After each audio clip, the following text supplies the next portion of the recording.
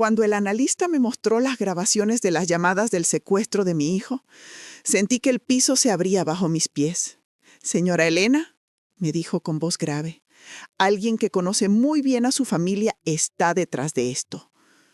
Miré las transcripciones y entendí que no estábamos pagando un rescate.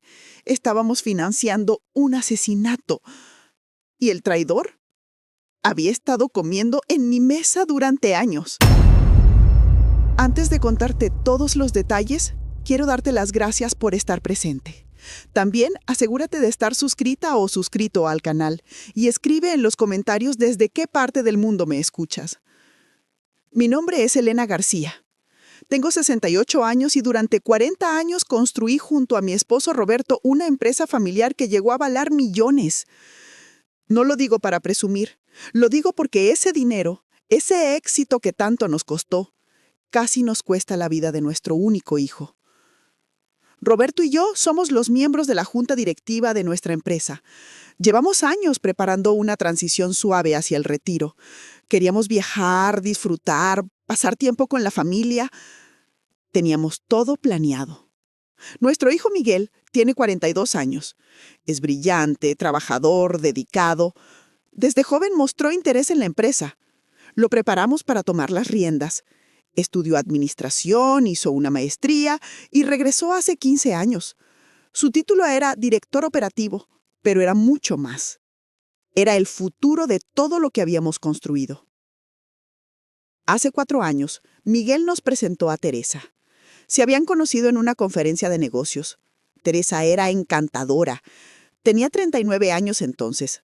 Inteligente, educada, con una maestría en administración según nos contó. Hablaba de estrategias con confianza. Entendía el mundo corporativo. Roberto y yo quedamos impresionados. El noviazgo fue rápido. 6 meses después, nos anunció que se casarían. Roberto y yo nos miramos sorprendidos. Pero Miguel estaba radiante. «Teresa es mi alma gemela», nos dijo. «Finalmente encontré a alguien que me entiende completamente». ¿Cómo podíamos decir que no a esa felicidad? La boda fue hermosa. Ceremonia íntima en el jardín de nuestra casa. Teresa se veía preciosa sonriendo mientras pronunciaba sus votos. «Prometo amarte en las buenas y en las malas». Miguel le sostenía las manos con lágrimas en los ojos. Roberto me apretó la mano. «Nuestra familia está completa», me susurró. Los primeros años fueron aparentemente perfectos. Compraron una casa cerca. Venían a cenar todos los domingos. Teresa ayudaba a preparar, reía con nuestras historias, preguntaba por nuestros planes. Se integraba perfectamente. O eso creíamos. Al año de casarse, Teresa comenzó a trabajar en la empresa. Miguel nos lo propuso. «Teresa tiene mucha experiencia en gestión administrativa. Podría ayudarnos a optimizar procesos». Roberto y yo nos miramos. No nos gustaba mezclar familia con negocios, pero Teresa ya era familia. Y si Miguel confiaba en ella, nosotros también. La contratamos como coordinadora administrativa. Le dimos acceso a sistemas internos, credenciales para el almacén, autorización para revisar documentos. Confianza total. Durante 3 años, Teresa fue la nuera perfecta. Atenta, cariñosa, siempre presente. Recordaba cumpleaños, traía regalos, preguntaba por nuestra salud. Yo la consideraba la hija que nunca tuve. Roberto la llamaba su hija adoptiva. Miguel estaba más enamorado cada día. Nunca sospechamos que todo era mentira. Que cada sonrisa era calculada. Que cada abrazo era parte de un plan. Que mientras cenaba en nuestra mesa, contaba los días para destruirnos. Nuestra vida era simple y feliz. O eso creíamos. Roberto y yo desayunábamos temprano, íbamos a la oficina, supervisábamos operaciones. Miguel manejaba el día a día con eficiencia impresionante. Teresa trabajaba en su oficina, siempre organizaba. Los domingos, sin falta, cenaban con nosotros.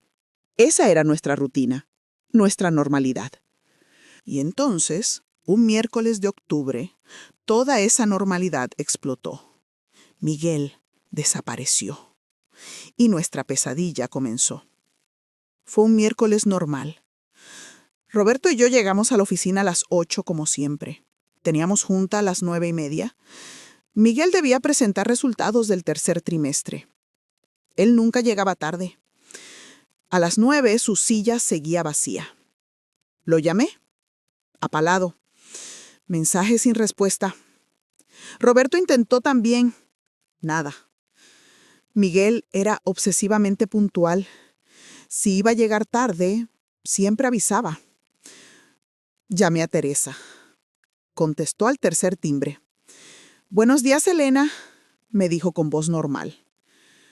Le pregunté dónde estaba Miguel. Hubo un silencio. «Salió muy temprano. Dijo que tenga que revisar algo en una bodega antes de la junta. ¿Debería estar en la oficina ya?» Eso me tranquilizó momentáneamente. Miguel era dedicado. Si había un problema, él mismo iba a supervisar. Pero las horas pasaban. 10, 11, mediodía. Su celular seguía apagado. Nadie en las bodegas lo había visto. A la 1, Teresa llegó a nuestra oficina. Se veía alterada, pálida. «Elena, Roberto, no sé qué hacer. Miguel no ha respondido en todo el día. Fui a todas las bodegas. Nadie lo ha visto». Roberto y yo nos miramos. El miedo era palpable. Le dije que llamaríamos a la policía. Ella dudó. «Tal vez deberíamos esperar. A veces Miguel se concentra tanto que olvida avisar». Pero Roberto ya tomaba el teléfono. «No, esto no es normal. Voy a reportar su desaparición». Antes de que marcara, el teléfono de mi casa sonó. Era extraño porque nadie usaba ese número. Contesté. El corazón se me detuvo. Era una voz masculina, distorsionada, mecánica. «Señora García, tenemos a Miguel. Queremos $3 millones en efectivo. Si involucran a la policía, su hijo muere. Esperamos instrucciones en 24 horas. Preparen el dinero». La llamada se cortó. Me quedé paralizada. Roberto me miraba con ojos muy abiertos. «Elena, ¿qué pasa? ¿Quién era?» No podía hablar. Teresa me quitó el teléfono con suavidad. «Elena, respira. Dime qué pasó». Finalmente pude articular. «Secuestraron a Miguel. Quieren $3 millones. Dicen que no involucremos a la policía». Roberto tiró su silla al levantarse. Teresa cubrió su boca. Sus ojos se llenaron de lágrimas. «No puede ser. No puede estar pasando esto». Los minutos siguientes fueron caóticos. Roberto quería llamar a la policía. Teresa insistía en esperar. «No podemos arriesgarnos. Si llamamos y se enteran, pueden lastimarlo». Yo estaba paralizada, sin poder pensar. Roberto finalmente decidió. «No voy a dejar esto en manos de criminales, pero tampoco voy a arriesgar a Miguel con la policía tradicional. Conozco a alguien, un ex detective privado que se especializa en casos de extorsión». Teresa protestó. «No deberíamos involucrar a nadie externo». Pero Roberto ya marcaba. Habló con alguien llamado Raúl. Explicó la situación. Raúl le dijo que fuera inmediatamente, que llevara grabaciones de cualquier llamada. Roberto configuró el sistema para grabar automáticamente. Esa tarde recibimos 3 llamadas más. Cada una confirmaba. 3 millones. Entregarían detalles mañana. Miguel estaba vivo, dijeron, pero su tiempo se agotaba. Teresa recibía las llamadas con nosotros. Tomaba notas meticulosamente. Parecía devastada, llorando después de cada llamada. «¿Cómo pueden hacerle esto? Es un buen hombre. Solo queremos que vuelva». Al caer la noche, Roberto y yo fuimos con Raúl. Teresa se ofreció a quedarse por si llegaba otra llamada. Le entregamos un celular con grabadora. «Por favor, graba todo. Cualquier detalle puede ayudar». Ella asintió, abrazándome fuerte. «Vamos a traerlo de vuelta, Elena. Te lo prometo. En el coche camino a la oficina de Raúl, Roberto manejaba en silencio. Yo miraba por la ventana sin ver realmente nada. Mi hijo estaba en manos de criminales. No sabíamos si estaba herido, si tenía comida, si lo torturaban. Llegamos a un edificio. Raúl nos esperaba en el tercer piso. Era un hombre de unos 50 años, cabello entrecano, mirada intensa. Su oficina estaba llena de equipos electrónicos. Roberto le entregó una tarjeta de memoria con las grabaciones. «Voy a analizar esto esta noche», nos dijo. «Buscaré patrones de voz, ruidos de fondo, cualquier pista. Pero necesito que me prometan algo. No paguen hasta que yo termine mi análisis. Si esto es lo que creo, podrían estar pagándole a las personas equivocadas». No entendí qué quiso decir, pero asentimos. Era nuestra única esperanza. Regresamos a casa entrada la noche. Teresa seguía ahí. No hubo más llamadas. Me fui a mi habitación incapaz de soportar más. Me acosté vestida, sin poder dormir, mirando el techo. Mi hijo estaba en algún lugar, secuestrado, asustado. Y yo estaba aquí, impotente. No sabía que las llamadas eran solo el principio, que la verdad era mucho peor, y que la persona llorando junto a mí en la sala no era quien yo creía. Al día siguiente, Roberto y yo fuimos con Raúl temprano. Habíamos dormido tal vez 2 horas. Teresa nos llamó diciendo que iría después a la oficina para mantener apariencias. No queremos que nadie sospeche. Llegamos con Raúl a las 8. Él nos esperaba con expresión grave. Traíamos café, pero lo rechazó. «Necesito que se sienten. Lo que voy a mostrarles va a cambiar todo». Nos sentamos. Mi corazón latía tan fuerte que podía oírlo. Raúl giró una pantalla hacia nosotros. Un gráfico de ondas de audio con diferentes colores. «Este es el análisis de las 4 llamadas de ayer. Pasé toda la noche estudiando no solo el contenido, sino los patrones vocales, el nivel de estrés, los ruidos de fondo. Todo». Señaló una sección. «Estas son las llamadas de los secuestradores. Voz distorsionada, pero hay patrones reveladores. Demanda directa, amenazas, urgencia. Todo corresponde con una extorsión real». Roberto se inclinó. «¿Entonces es real?». Raúl asintió. «Oh, sí. Su hijo está en peligro. Pero aquí está el problema». Reprodujo una de las llamadas posteriores donde Teresa había hablado con los secuestradores. «En 20 años analizando extorsiones, nunca he visto a un familiar tan tranquilo. Escuchen». La voz de Teresa sonaba firme, casi profesional, haciendo preguntas con claridad perturbadora. Raúl mostró otro gráfico. «Este es el análisis de estrés vocal. Cuando una persona está genuinamente aterrorizada, su voz muestra marcadores específicos: temblor, cambios de tono, respiración irregular. Pero aquí», miró la línea plana de Teresa, «no hay nada. Ella está actuando estrés, no sintiéndolo». Sentí frío recorrer mi espalda. «¿Qué estás diciendo?». Raúl me miró directo. «Señora Elena, su nuera no solo está tranquila, está siguiendo un protocolo. Usa términos técnicos que solo alguien con conocimiento previo usaría y hace las preguntas correctas para asegurar que el intercambio sea eficiente. Esto no es una víctima asustada, es alguien que conoce el proceso demasiado bien». Roberto negó la cabeza. «No puede ser. Nuestra nuera está devastada. La vi llorar». Raúl abrió otra carpeta. «Por eso también analicé los metadatos de las llamadas que Teresa recibió. Miren», señaló datos en pantalla. «Las llamadas que supuestamente le hicieron no provienen del mismo número que las llamadas a ustedes. Y los tiempos son sospechosos. Cada llamada a Teresa ocurre exactamente 2 minutos después de que ella sale de la habitación donde ustedes están, como si alguien esperara su señal». No podía procesar lo que decía. «Teresa es la esposa de Miguel. Lo ama». Raúl continuó implacable. «Hay más. En una extorsión real, los criminales minimizan contacto para evitar rastreos.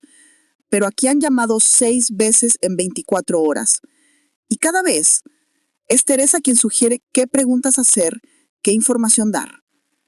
Ella está dirigiendo el flujo. Roberto se puso de pie bruscamente. ¿Estás diciendo que nuestra nuera está involucrada en el secuestro de su propio esposo? Raúl se recostó. No solo involucrada, yo diría que está coordinando. Miren estas transcripciones. Nos mostró conversaciones lado a lado. Cuando ustedes hablen con los secuestradores hay caos, amenazas, presión. Pero cuando Teresa habla, todo se vuelve organizado, profesional, eficiente. Ella no recibe instrucciones, ella da órdenes. Me sentí mareada. Raúl me ofreció agua que acepté con manos temblorosas.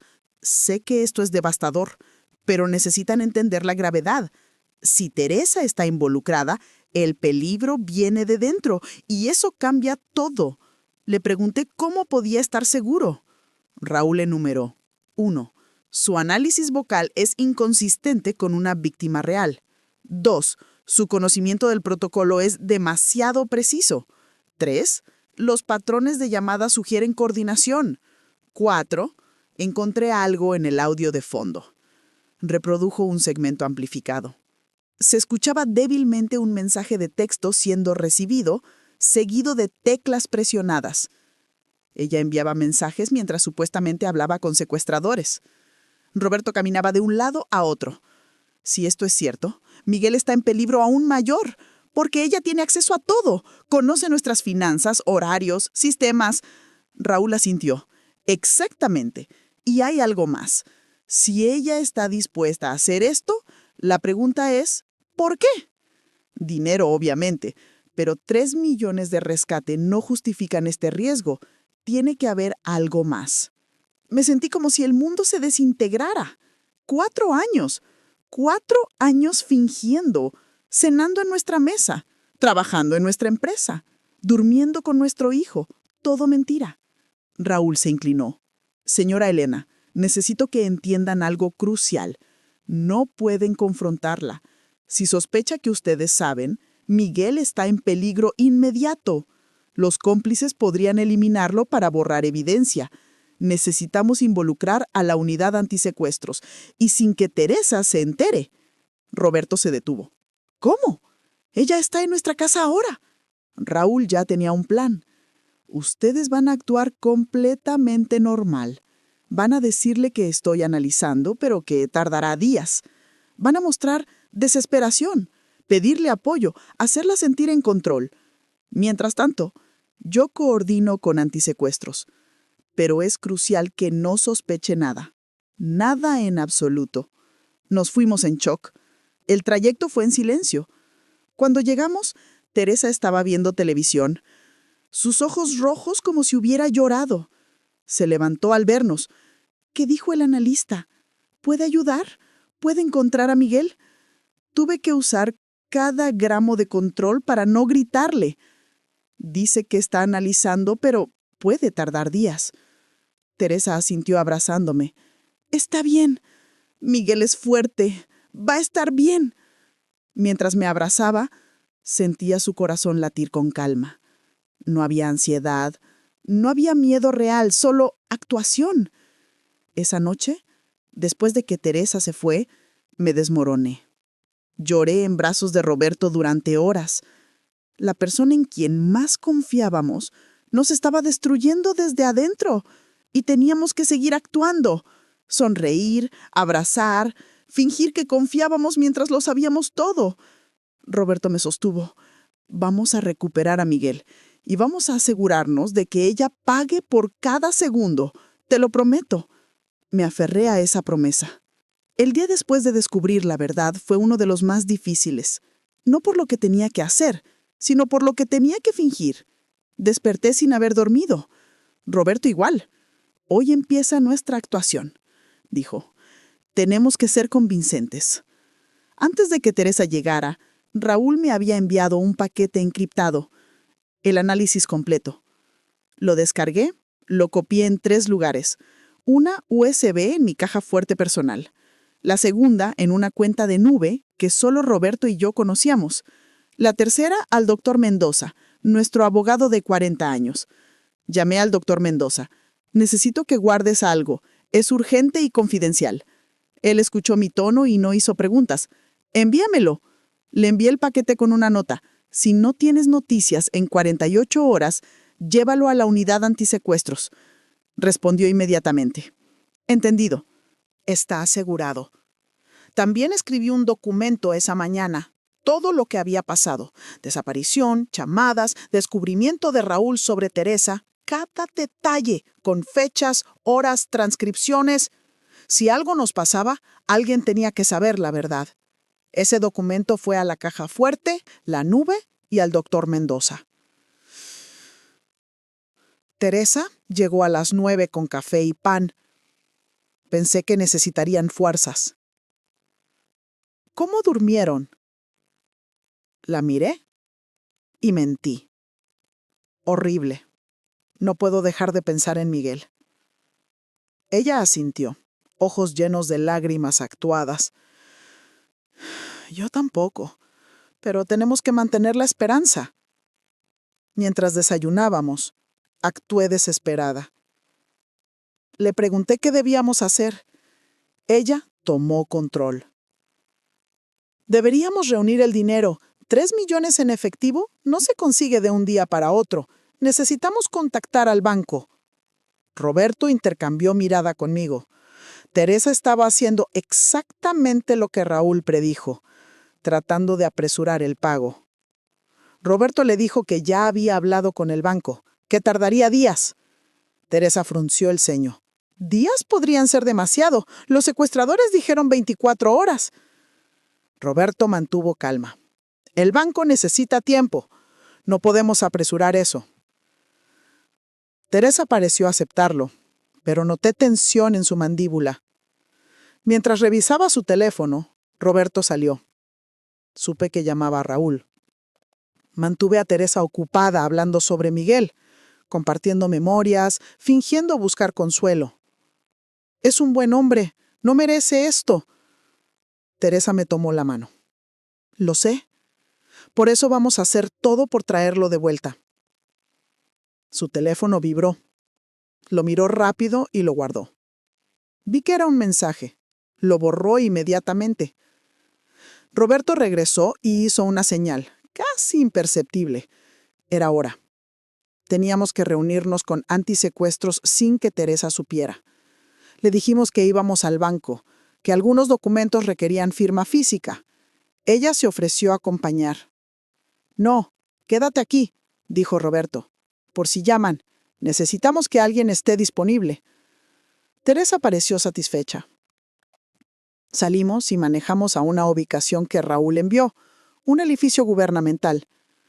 Subimos al 5º piso, unidad especializada antisecuestros. Raúl estaba con un hombre de aspecto militar. Capitán Vargas. Él va a liderar la operación. Entramos a una sala con otros 3 oficiales, todos de civil. Vargas nos pidió sentarnos. Señores García, Raúl nos puso al tanto. Hemos revisado la evidencia. Estamos de acuerdo. Su nuera está involucrada. Y basándonos en el patrón, creemos que hay al menos 2 personas más trabajando con ella. Le pregunté qué podíamos hacer. Vargas desplegó documentos. Primero, necesitamos toda la información sobre Teresa. Antecedentes, referencias, documentos, todo. Ya tenemos orden judicial para intervenir sus comunicaciones. Segundo, ustedes siguen actuando normal. No pueden darle razón para sospechar. Tercero, vamos a instalar vigilancia discreta y monitorear todas sus comunicaciones. Roberto preguntó cuánto tiempo teníamos. Vargas fue honesto. Mientras no paguen, mantienen a la víctima viva. Es su garantía. Pero si Teresa sospecha, podría ordenar que eliminen a Miguel. Necesitamos 48 a 72 horas para rastrear cómplices, localizar dónde está Miguel y preparar rescate. ¿Pueden mantener la actuación ese tiempo? Les dije que sí. Haría lo que fuera necesario. Vargas preguntó qué hacíamos si Teresa presionaba para pagar antes. Dilaten. Digan que el banco tiene problemas. Inventen excusas burocráticas. Su posición les da credibilidad. Teresa se frustrará, Pero ustedes usen su posición de poder. Recuerden, ustedes tienen el dinero. Eso les da control.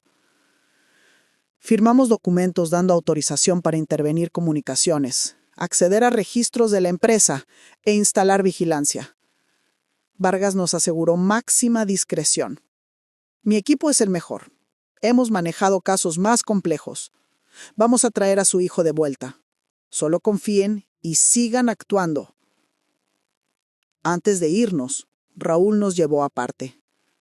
Sé que esto es insoportable. Pero son los más fuertes que conozco. Van a lograrlo. Y cuando terminemos, Teresa no va a poder hacerle daño a nadie más. Abracé a Raúl. Gracias por ver lo que nosotros no pudimos. Él negó. Ustedes confiaron. Eso no es debilidad, es amor. Pero ahora necesitan ser más astutos que ella. Regresamos. Teresa seguía ahí viendo televisión. ¿Cómo les fue en el banco? Roberto contó la historia preparada. Muchos formularios, burocracia. El dinero estará listo en 3 o 4 días. Teresa se tensó visiblemente. 3 o 4 días es mucho. Los secuestradores pueden impacientarse. Roberto mantuvo postura. No puedo hacer que el banco trabaje más rápido. Estamos haciendo lo posible. Esa noche, después de que Teresa se fue, me permití llorar de nuevo.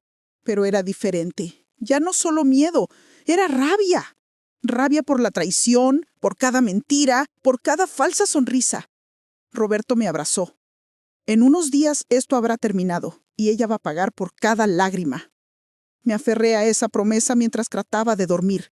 3 o 4 días. Solo tenía que mantener la actuación por 3 o 4 días. Y luego, justicia. Al día siguiente fuimos directamente a antisecuestros. Vargas nos citó temprano. Raúl estaba trabajando con técnicos. Tenemos novedades, anunció Vargas. Hemos estado analizando las llamadas desde ángulo técnico. Raúl entró con una tablet. Miren. En pantalla había un mapa con puntos rojos. Estos puntos representan torres celulares que captaron las llamadas. Mediante triangulación, determinamos el origen. Y aquí está lo interesante. Amplió una sección. Todas provienen de la misma área. No es ubicación aleatoria. Es un apartamento o negocio específico. Vargas continuó. Cruzamos la dirección con registros. El lugar está a nombre de Fernando Maldonado. 45 años, domicilio ahí desde hace 3 meses. Me pidió si podía mostrar foto. Vargas abrió un archivo. Foto de identificación. Hombre de mediana edad, cabello oscuro. ¿Lo reconocen? Roberto y yo estudiamos la foto. Nunca lo habíamos visto. No tengo idea de quién es. Vargas asintió. Esperábamos eso.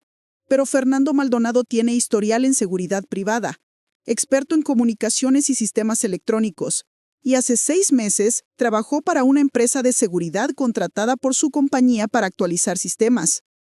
Sentí calofrío. Entonces, ¿conoce nuestros sistemas? Vargas asintió. No solo eso, ayudó a instalarlos. Tiene acceso a información sobre protocolos, cámaras, alarmas, todo. Y si trabajó con Teresa entonces, ella pudo darle información adicional. Roberto caminó a la ventana. Entonces, ¿fue planeado con meses de anticipación? Raúl intervino. Exacto. Y hay algo más. Hemos rastreado el patrón de llamadas entre torres. Fernando no solo hace las llamadas, está coordinando. Hay al menos otro número que aparece comunicándose con él.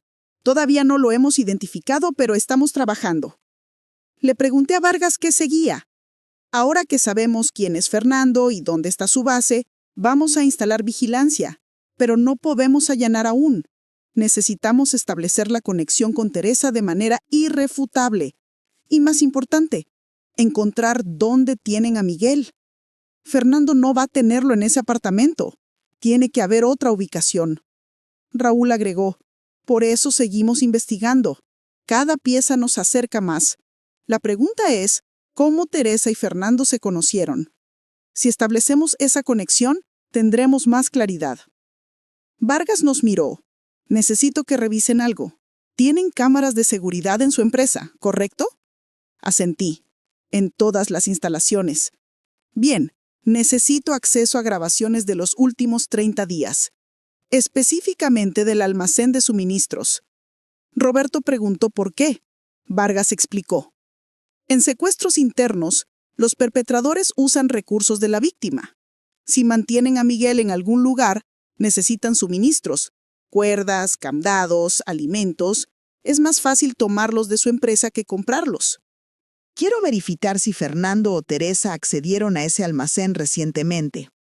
Llamé al jefe de seguridad desde ahí. Le pedí todas las grabaciones de 30 días del almacén principal, sin dar explicaciones. Solo dije que era auditoría interna. No hizo preguntas. Las grabaciones estarían listas en 2 horas. Mientras esperábamos, Vargas explicó: vamos a revisar cuadro por cuadro.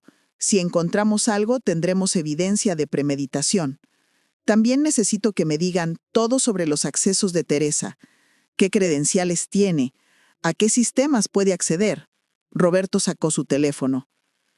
Teresa tiene credenciales de nivel medio, puede acceder a áreas administrativas, almacén de suministros y tiene autorización para revisar documentos operativos. No tiene acceso a finanzas principales ni caja fuerte, pero tiene más acceso que un empleado regular. Vargas tomó notas. Eso es más que suficiente para facilitar un secuestro interno. 2 horas después, fuimos a la empresa. Teresa estaba en su oficina trabajando, como si nada. Nos vio y salió. ¿Qué hacen aquí? Pensé que se quedarían esperando noticias. Roberto explicó que teníamos que revisar documentos financieros para preparar el rescate. Teresa aceptó. ¿Puedo ayudar en algo? No, le dije, tratando de sonar agradecida. Ya hiciste mucho. Solo vamos a revisar unas cosas. Fuimos con el jefe de seguridad. Las grabaciones estaban listas en disco duro. Gracias. Solo auditoría de rutina. Salimos y regresamos a antisecuestros. El equipo conectó el disco. Usaban software que aceleraba video y detectaba movimiento automáticamente. Roberto y yo observábamos. Pasaron horas de grabaciones. Movimiento normal. Hasta que un técnico detuvo el video abruptamente. Aquí, miren. Era una grabación de 3 días antes del secuestro. Las 11:47 p.m. del almacén. El almacén debería estar vacío, pero en pantalla un hombre entraba usando credencial electrónica. El técnico congeló y amplió. Roberto y yo nos inclinamos. ¡Era Fernando! Vargas se acercó. ¿Eso es él? ¿Qué hacía en su almacén a las 11:47 p.m.? El técnico continuó reproduciendo. Fernando caminaba directo a suministros. Tomaba una caja, la abría, revisaba. Luego tomaba cuerdas industriales, cinta adhesiva gruesa y candados grandes. Puso todo en bolsa y salió calmadamente. El técnico verificó el log de acceso. La credencial usada está registrada a nombre de Teresa Maldonado. Sentí náuseas. Ella le dio acceso a nuestra empresa. Lo ayudó a entrar y tomar los materiales para secuestrar a Miguel. Vargas puso mano en mi hombro. Esto es evidencia sólida de conspiración premeditada. Teresa le dio acceso. Fernando tomó materiales 3 días antes. Esto fue planeado meticulosamente. Roberto tenía puños apretados. Usaron nuestros propios recursos. Raúl intervino. Y eso nos da ventaja. Ahora sabemos que Fernando y Teresa están trabajando juntos. Sabemos que planearon con días de anticipación. Y sabemos que Fernando probablemente tiene a Miguel. La pregunta es, ¿dónde? Vargas se dirigió a su equipo. Quiero vigilancia 24/7 en Fernando. Rastreo de todos sus movimientos y crucen sus registros telefónicos con los de Teresa. Quiero ver cada llamada, cada mensaje, cada punto de contacto. Se volvió hacia nosotros. Cada hora nos acerca más. Vamos a encontrar a su hijo. Salimos con mezcla de horror y esperanza. Horror porque ahora sabíamos sin duda que Teresa había traicionado a Miguel de manera cruel. Pero también esperanza porque estábamos construyendo un caso sólido y cada vez más cerca de encontrarlo. Al día siguiente, Vargas nos citó a las 7. Cuando llegamos, Raúl ya estaba con 2 técnicos. Tenemos los registros completos de Teresa. Conseguimos la orden anoche y la compañía entregó todo esta madrugada. Nos sentamos alrededor de papeles y pantallas. Un técnico explicó. Tenemos 90 días completos de registros de Teresa. Hemos cruzado estos datos con números conocidos, incluyendo Fernando. Encontramos algo muy interesante. En pantalla apareció un gráfico, líneas conectando números telefónicos con fechas y duraciones. Este es el número de Teresa, señaló apuntando a un nodo central, y este es Fernando. Las líneas conectándolos eran numerosas, demasiadas. Raúl tomó la palabra. En las últimas 6 semanas, Teresa y Fernando tuvieron 127 llamadas. ¡127! La comunicación comenzó hace 8 semanas. La primera fue breve, 3 minutos, pero se volvieron progresivamente más largas y frecuentes. Miren esta progresión. El gráfico mostraba cómo aumentaban. 3 minutos, luego 5, luego 10. En la última semana antes del secuestro, llamadas de 30 a 45 minutos, diarias. Roberto estudió el gráfico. Estaban planeando todos los detalles. Vargas asintió. Y hay más. Analizamos los horarios. Todas ocurren cuando Miguel no estaba en casa. Temprano, antes de que despertara, o tarde, después de que se durmiera. Teresa fue extremadamente cuidadosa.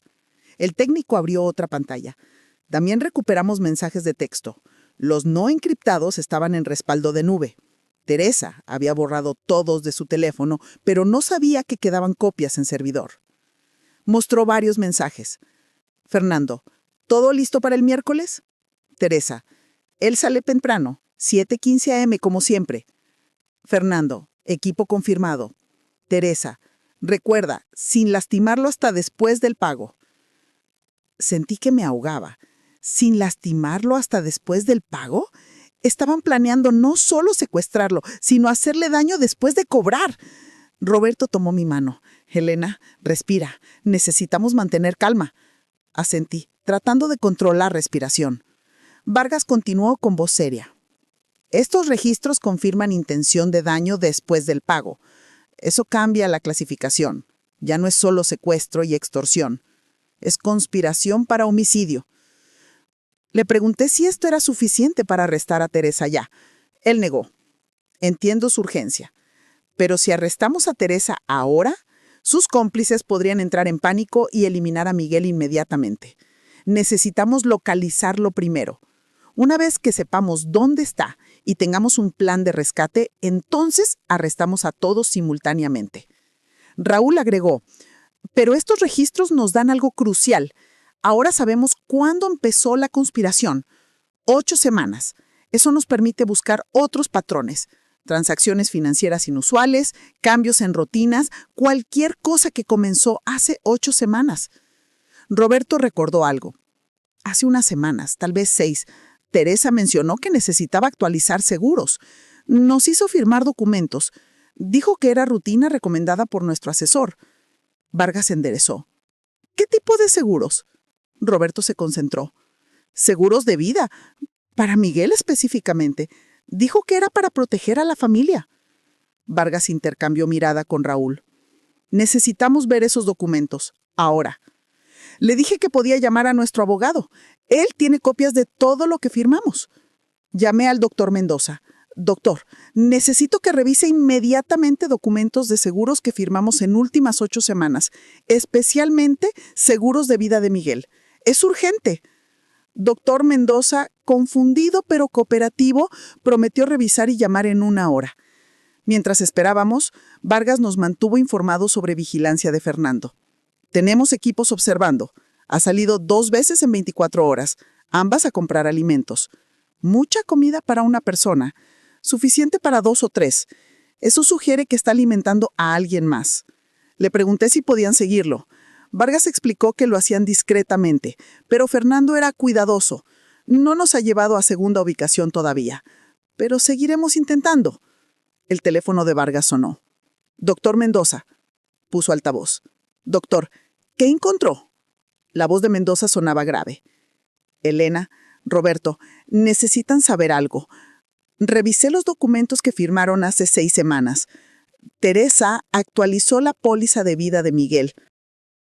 Se aumentó de 2 millones a 5 millones de dólares y la beneficiaria directa es Teresa. 100%. Silencio en la sala. 5 millones, repetí. Doctor Mendoza continuó. Sí, y hay cláusula específica que dice que el pago se efectúa en caso de muerte por secuestro fallido. Es una cláusula que yo nunca recomendaría. Ustedes preguntaron si esto era rutina. Les digo ahora definitivamente que no. Esto fue diseñado específicamente para este escenario. Roberto tenía cara roja de ira. Entonces todo el secuestro es trampa. Los 3 millones de rescate son solo la primera parte. El verdadero dinero viene después, cuando maten a Miguel y ella cobre el seguro. Vargas asintió. Exacto. El rescate es para financiar la operación y crear narrativa. Secuestro salió mal. Víctima murió. Esposa devastada cobra seguro.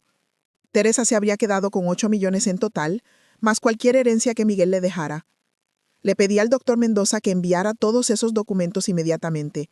Él prometió hacerlo en minutos. Después de colgar, me desmoroné en silla. Planeó matarlo desde el principio. 8 semanas conspirando, actualizando seguro, coordinando con Fernando. Y todo mientras dormía junto a él cada noche, mientras le decía que lo amaba. Raúl me puso mano en hombro. Por eso es crucial que sigamos actuando. Si Teresa siente que estamos cerca, adelantará su plan. Una vez que cobren el rescate, no habrá razón para mantener a Miguel vivo. El reloj corre contra nosotros. Vargas agregó. Pero cada pieza de evidencia que encontramos nos acerca más. Ya sabemos quién, sabemos por qué, sabemos cuánto. Ahora solo necesitamos el dónde. Salimos con peso aún mayor. El plan era más elaborado y cruel de lo imaginado, pero también teníamos más evidencia, y con cada ciclo estábamos más cerca de traer a Miguel de vuelta con vida. El cuarto día Vargas nos llamó urgente a las 6. Necesito que vengan de inmediato. Tenemos un avance importante. Roberto y yo nos vestimos rápido. Teresa nos llamó esa mañana preguntando si el dinero estaba listo.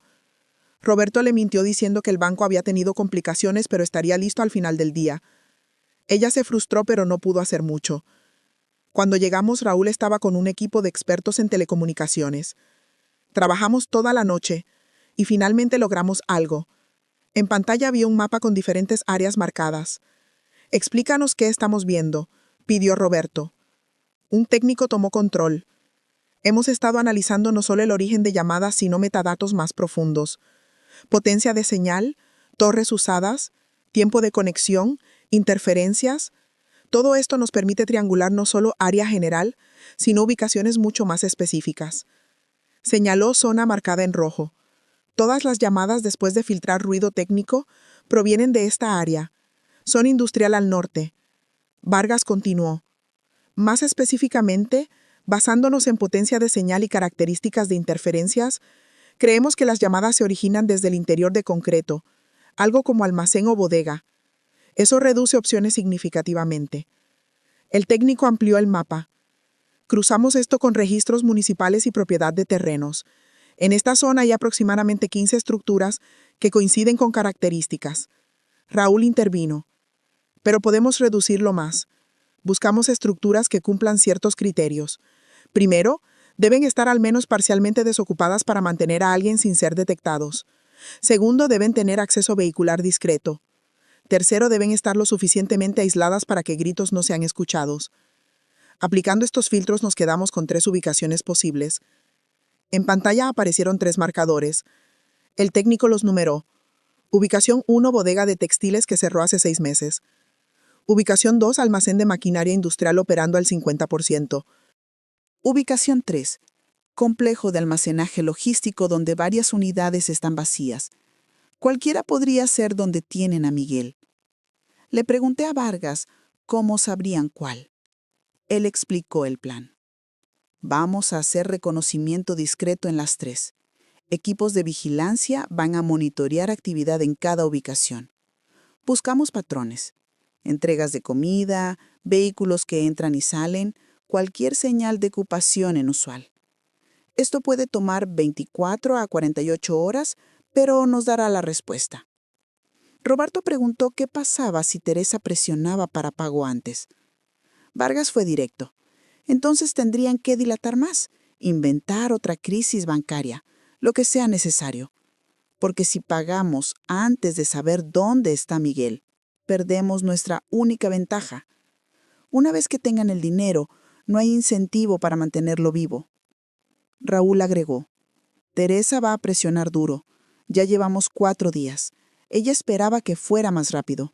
2, 3 días máximo. Cada día adicional aumenta su ansiedad y riesgo de ser descubierta. Va a ponerse más agresiva. Necesitan estar preparados. Le pregunté cómo debíamos manejarla. Vargas sugirió: usen su posición de poder. Ustedes tienen el dinero. Ustedes controlan la empresa. Si presiona demasiado, recuérdenle sutilmente que ustedes son quienes toman decisiones. Mientras hablábamos, un técnico levantó mano. Capitán, tengo algo más. Vargas se acercó. El técnico mostró pantalla. Estaba rastreando comunicaciones entre Fernando y Teresa en tiempo real bajo orden judicial. Hace 10 minutos, Fernando envió mensaje a Teresa. Vargas leyó en voz alta: necesitamos acelerar el plan. Los suministros se están acabando. El paquete está inquieto. Sentí nudo en estómago. El paquete es Miguel. Vargas asintió. Sí. Y los suministros acabándose probablemente significa comida y agua. Lo tienen en condiciones limitadas. Roberto golpeó mesa. Entonces no tenemos 48 horas, tal vez ni 24. Vargas mantuvo calma. Por eso vamos a acelerar reconocimiento. Ya desplegué equipos a las 3 ubicaciones. Vamos a identificar la correcta dentro de 12 horas o menos. Le pregunté qué hacíamos mientras. Raúl respondió: regresen a casa, actúen normales. Si Teresa pregunta por dinero, díganle que estará listo mañana sin falta. Eso le da a nuestros equipos tiempo para trabajar. Y manténganse en contacto constante. Cualquier movimiento extraño de Teresa nos avisan. Manejamos de regreso en silencio. El peso era abrumador. Sabíamos que Miguel estaba en uno de esos 3 lugares, hambriento, probablemente asustado, sin saber si lo rescataríamos a tiempo. Y teníamos que seguir actuando frente a Teresa. Cuando llegamos, Teresa ya estaba ahí. Había usado su llave. Estaba en cocina preparando café. Buenos días. Lucía tensa. Entonces, el dinero está listo. Roberto asintió. Estará disponible mañana. Teresa frunció ceño. Mañana. Roberto, ya son 4 días. Los secuestradores van a pensar que no estamos cooperando. Roberto mantuvo tono firme. Teresa, estamos haciendo lo posible.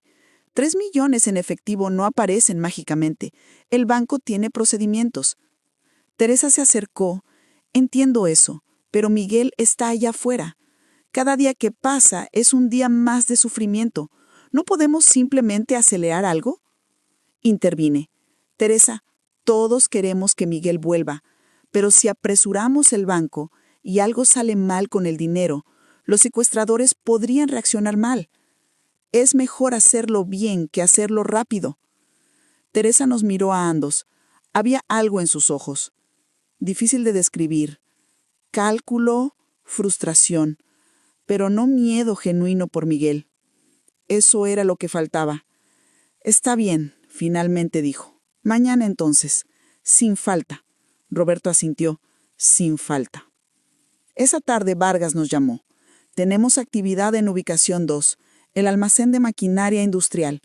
Un vehículo, coincide con modelo del vehículo registrado a Fernando, ha entrado y salido 2 veces hoy. La segunda vez trajo lo que parecen bolsas de comida. Tenemos equipos posicionados. Creemos que es la ubicación correcta. Roberto preguntó cuál era el plan. Vargas explicó: vamos a confirmar con vigilancia térmica esta noche. Si detectamos 2 fuentes de calor, uno más activo que otro, probablemente uno sea guardia y otro sea Miguel. Una vez confirmado, preparamos operativo de rescate para mañana, simultáneo con captura de Fernando y Teresa. Le dije que Teresa estaba presionando por pago mañana. Vargas respondió: perfecto, eso juega a nuestro favor. Prepararemos una trampa. Vamos a simular el pago, pero será nuestra operación, y Teresa va a caminar directo hacia ella sin saberlo. Les explicaré detalles mañana temprano. Por ahora descansen. Mañana va a ser largo.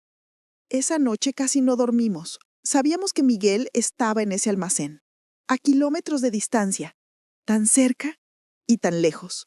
Y mañana Si todo salía bien, terminaría esta pesadilla. Solo teníamos que mantener actuación por un día más de mentiras, un día más de sonrisas falsas frente a Teresa. Y luego, justicia. Al quinto día temprano, recibimos llamada urgente de Vargas. Vengan de inmediato, tenemos algo crítico. Roberto y yo nos vestimos apresuradamente. Teresa había llamado preguntando a qué hora iríamos al banco. Roberto le dijo que a las 9. Eso nos daba una hora para reunirnos con Vargas sin levantar sospechas. Cuando llegamos a antisecuestros, el ambiente era de urgencia. Vargas nos llevó directo a sala de monitoreo.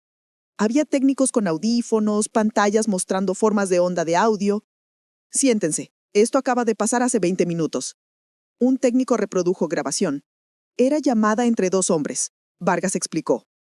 Gracias a orden judicial que obtuvimos, hemos estado interviniendo todas las comunicaciones de Fernando. Esta llamada es entre Fernando y otro individuo que identificamos como su cómplice directo, el hombre custodiando a Miguel. La grabación empezó. Voz de Fernando era clara. ¿Cómo está el paquete? Una segunda voz, más joven, respondió. Inquieto. Ha intentado gritar un par de veces, pero las mordazas funcionan. Está débil por falta de comida. Fernando preguntó. ¿Tiene suficiente agua? La segunda voz respondió. Sí, pero se está acabando. Necesitas traer más hoy. Y más sedantes. Está empezando a ponerse agresivo cuando está despierto. Sentí que me ahogaba. Estaban drogando a Miguel, manteniéndolo sedado.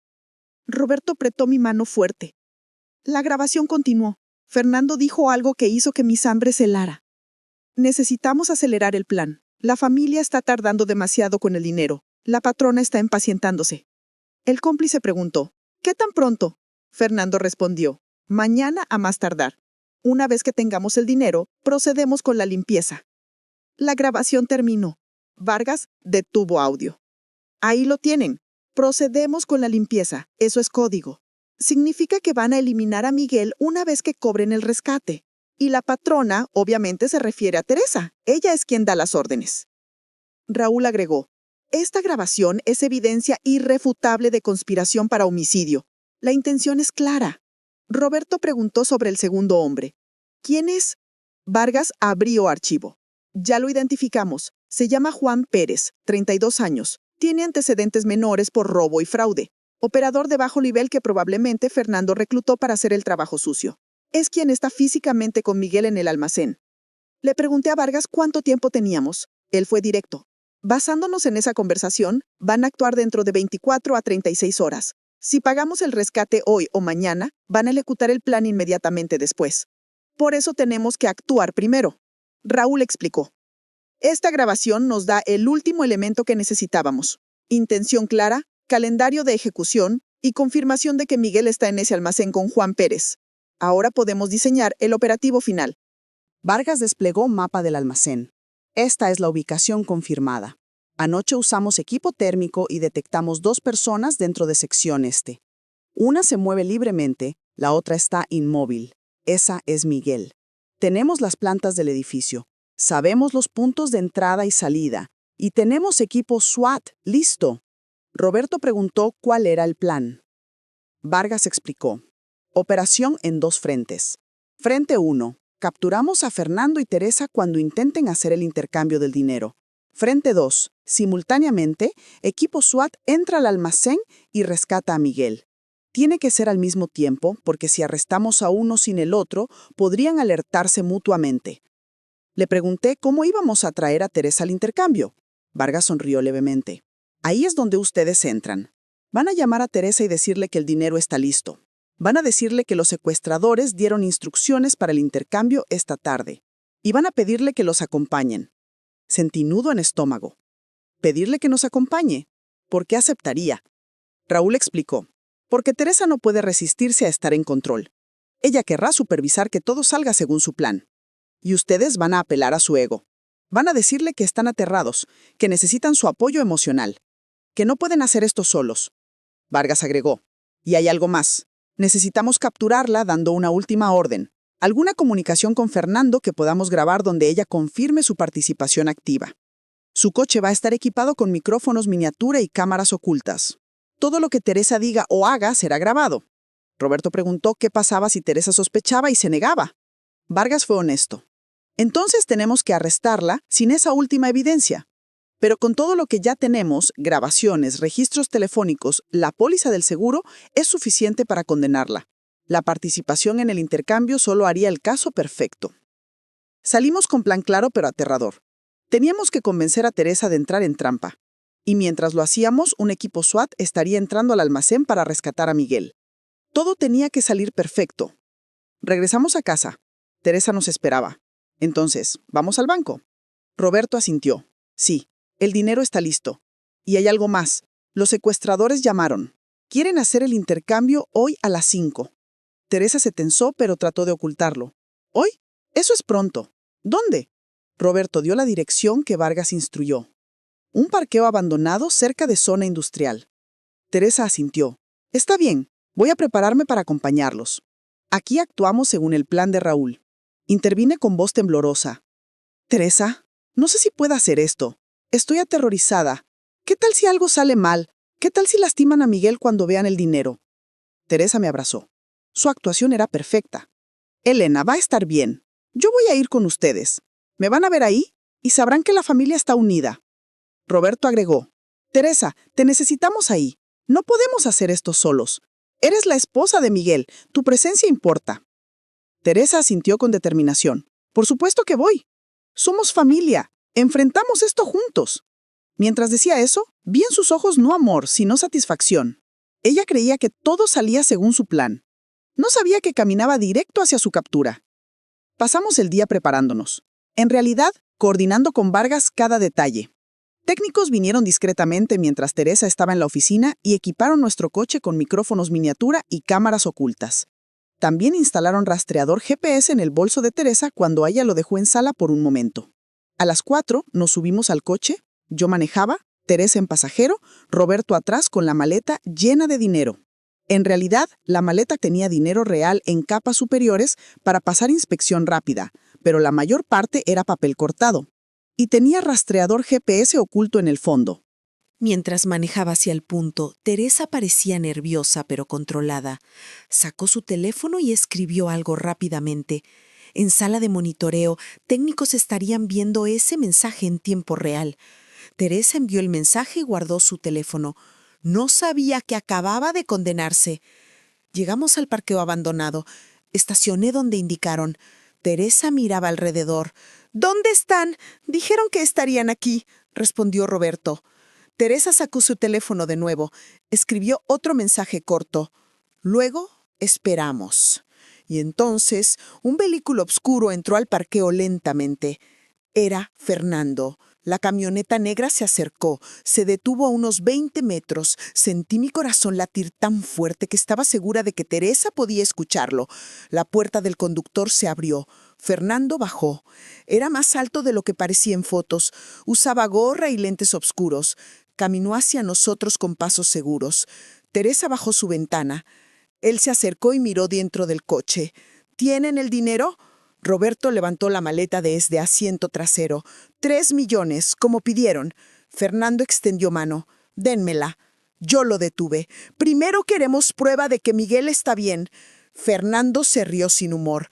No es así como funciona. Dinero primero, información después.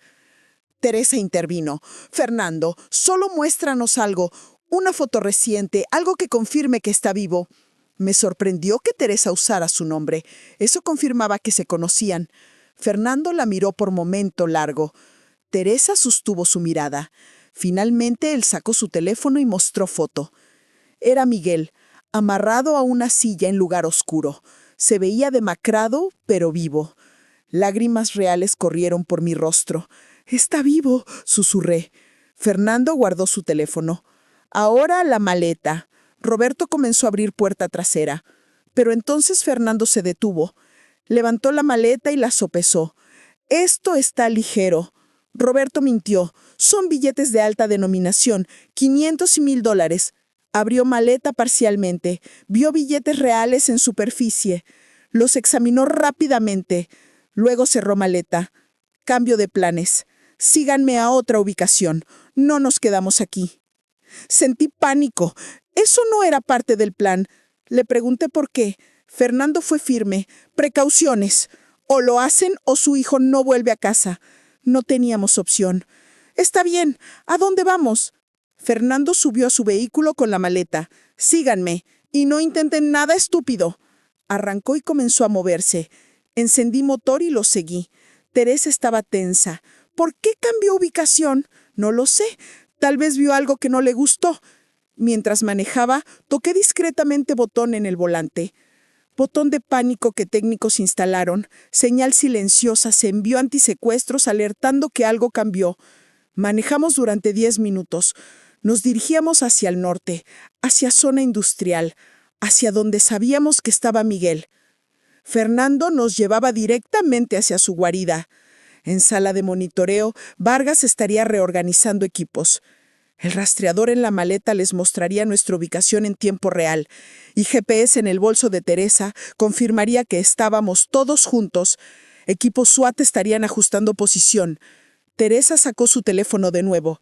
¿Qué haces? Avisándole a alguien dónde estamos, por seguridad. Escribió algo rápido. Luego envió mensaje. En ese momento, sin que ella lo supiera, ese mensaje fue interceptado y grabado. Procede ahora. Ya salimos. Llegamos a área de almacenes abandonados. Era exactamente la zona que Vargas identificó. Fernando estacionó en un lote vacío. Yo me estacioné al lado. Bajó de su vehículo, pero esta vez llevaba algo. Un arma. Mi sangre se heló. «Salgan del coche», ordenó. Los tres salimos con manos levemente levantadas. Fernando apuntaba vagamente hacia nosotros. Abrió maleta completamente esta vez. Comenzó a revisar más profundo. Sus dedos tocaron papel cortado debajo de la capa superior de billetes reales. Su expresión cambió. «Me engañaron. Esto no es dinero real». Roberto intervino. Los primeros 100,000 son reales. Úsalos como muestra de buena fe. Traeremos el resto una vez que sepamos que Miguel está seguro. Fernando se rió vagamente. No funciona así. Sacó su teléfono y marcó. Alguien contestó. Tenemos un problema. La familia trajo dinero falso. No, solo la superficie es real. Está bien, haz lo que tengas que hacer, colgó. Miró a Teresa. Tu familia es más astuta de lo que pensábamos. Teresa actuó sorprendida. ¿Qué estás diciendo? Yo no sabía que el dinero era falso. Fernando la miró con dureza. Claro que no. Por eso llamaste 30 segundos antes de que llegáramos. Pero antes de que pudiera responder, escuchamos sonido que habíamos estado esperando. Sirenas, luces, vehículos policiales rodeando área desde todas direcciones. Fernando intentó correr. Dejó caer maleta y corrió hacia su vehículo. Pero agentes ya lo rodeaban. «¡Al suelo!», gritaron. Fernando dudó. Agentes con armas apuntadas desde múltiples ángulos. Finalmente se arrodilló. Luego se acostó boca abajo. Agentes lo esposaron en segundos. Teresa intentó actuar. «Elena, Roberto, gracias a Dios llegó la policía». Pero 2 agentes se acercaron a ella. «Teresa Campos queda arrestada por secuestro agravado, conspiración para homicidio». Teresa se puso pálida. «¿Qué? No, ustedes no entienden. Fernando me obligó». El agente continuó leyéndole sus derechos mientras la esposaba. Teresa me miró con ojos suplicantes. «Elena, diles que yo estaba tratando de ayudar, que estaba asustada». La miré sin expresión. «Sé todo, Teresa. Tus llamadas con Fernando, el seguro de vida que actualizaste, los materiales que él tomó de nuestro almacén usando tu credencial. Todo». Su rostro cambió de suplicante a shock. «¿Cómo?». Raúl apareció a mi lado. «Porque contratamos a un experto, alguien que supo ver lo que ustedes pensaron que nadie vería». Teresa comenzó a gritar mientras la llevaban a patrulla. «Ustedes no entienden. Tenían tanto dinero. Yo no tenía nada. Solo quería algo para mí. No es justo». Sus gritos se desvanecieron mientras la puerta de patrulla se cerraba. El capitán Vargas se acercó. «Está arrestada. Fernando también. Y en este momento, un equipo SWAT está entrando al almacén para rescatar a Miguel. Deberían tener noticias en minutos». Esos minutos fueron los más largos de mi vida. Roberto me abrazó mientras esperábamos. Y entonces el radio de Vargas crepitó. Capitán, equipo Alfa, objetivo localizado, víctima viva. Repito, víctima viva y recuperada. Me desmoroné. Lágrimas que no sabía que estaba conteniendo salieron en torrentes. Roberto también lloraba. Miguel estaba vivo. Después de 5 días de pesadilla, nuestro hijo estaba vivo. Vargas sonrió. Lo logramos, señora García. Su hijo va a estar en hospital en 20 minutos. Pueden reunirse con él allá. Manejamos hacia hospital siguiendo escolta policial. Durante todo el trayecto no podía parar de llorar. No de tristeza, sino de alivio. Vargas nos había llamado con actualización. Miguel está deshidratado y tiene golpes leves, pero no hay lesiones graves. Está consciente y pidiendo verlos. Llegamos al hospital, nos llevaron directo a emergencias. Y ahí estaba Miguel, en camilla, conectado a suero, con moretones en rostro y muñecas por ataduras, pero vivo. Sus ojos se encontraron con mis ojos. Mamá, corrí hacia él. Me abracé a él con cuidado. Estás vivo, estás vivo. Él lloró. Pensé que no volvería a verte. Roberto se unió al abrazo. Estamos aquí, hijo. ¿Estás a salvo? Miguel preguntó débilmente por Teresa. ¿Dónde está? ¿Está bien? Mi corazón se rompió al tener que decirle. Ella está arrestada. Ella estuvo detrás de todo esto. Él cerró ojos. Lo sabía. En algún punto lo sospeché.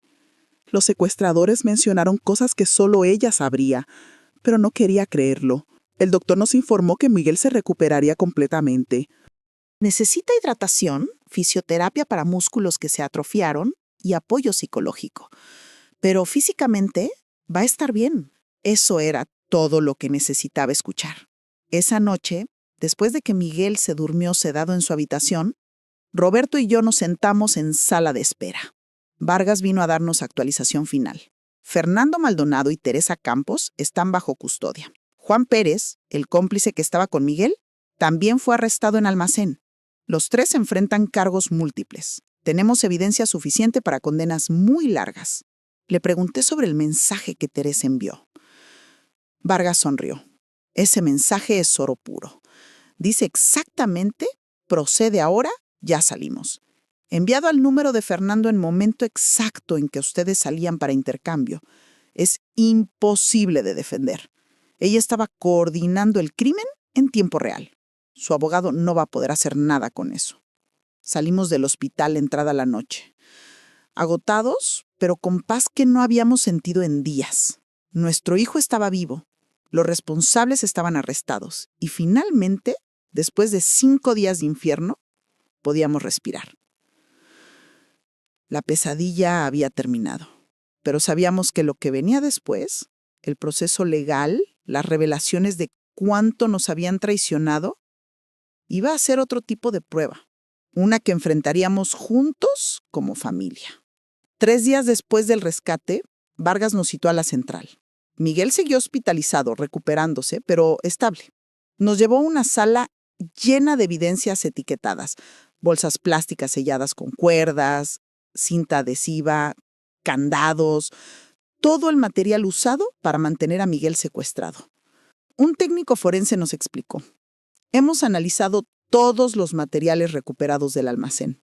Hicimos rastreo de lotes, proveedores, todo. Y encontramos algo muy importante.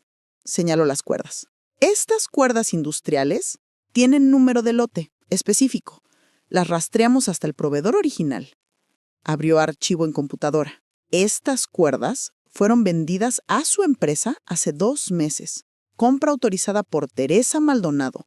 Orden de compra número 47823. Sentí náuseas. Ella usó nuestro propio dinero, nuestros recursos, para comprar materiales con los que iban a mantener a Miguel prisionero. El técnico continuó mostrando evidencia tras evidencia. La cinta adhesiva también de nuestra empresa. Los candados de nuestro almacén. Incluso el agua embotellada encontrada había sido comprada con presupuesto de la empresa 2 semanas antes del secuestro. Teresa había estado preparando esto durante semanas, usando nuestra empresa como su tienda personal.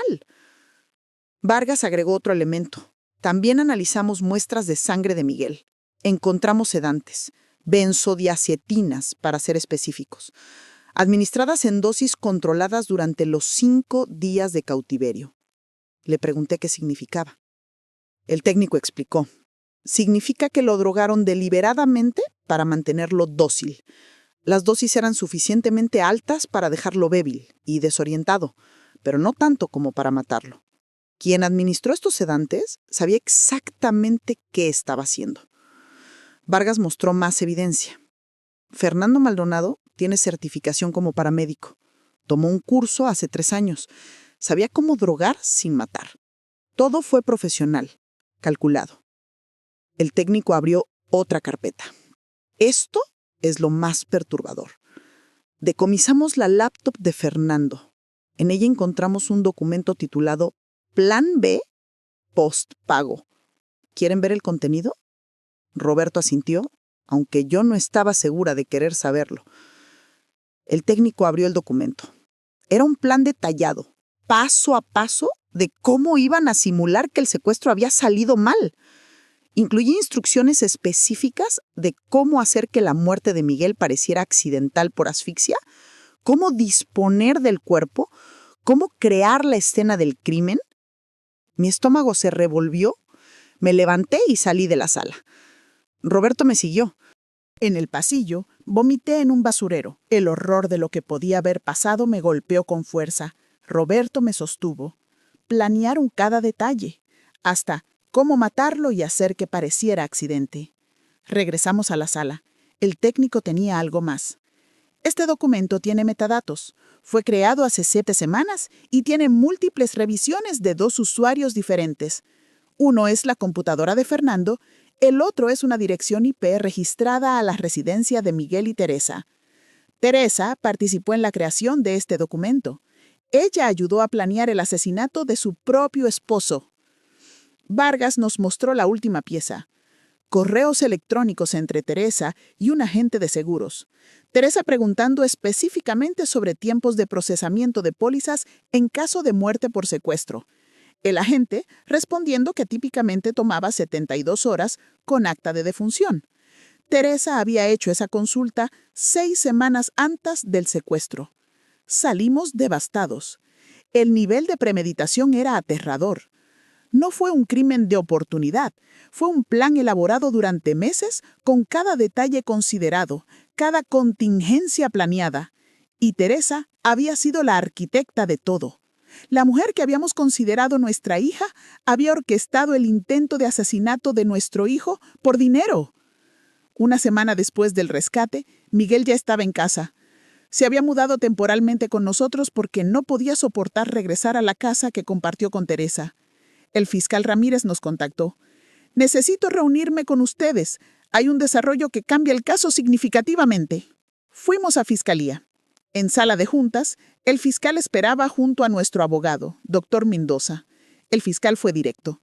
Juan Pérez, el cómplice que estaba custodiando a Miguel, quiere negociar. Ofrece testimonio completo a cambio de reducción de sentencia. Le pregunté por qué deberíamos aceptar. Porque su testimonio expone detalles que no podríamos probar de otra manera, específicamente el rol exacto de Teresa en la entrega física de Miguel, y revela que Teresa planeaba eliminarlo a él también después de matar a Miguel. Miguel preguntó, ¿qué exactamente va a testificar? El fiscal reprodujo video. Era confesión grabada de Juan Pérez. Él estaba sentado esposado, nervioso y con abogado defensor a su lado. Fernando me contactó hace 3 meses, comenzó Juan. Me ofreció $50,000 por lo que llamó un trabajo de vigilancia. Me dio foto de Miguel, sus horarios, rutinas. Me dijo que era para un asunto de negocios.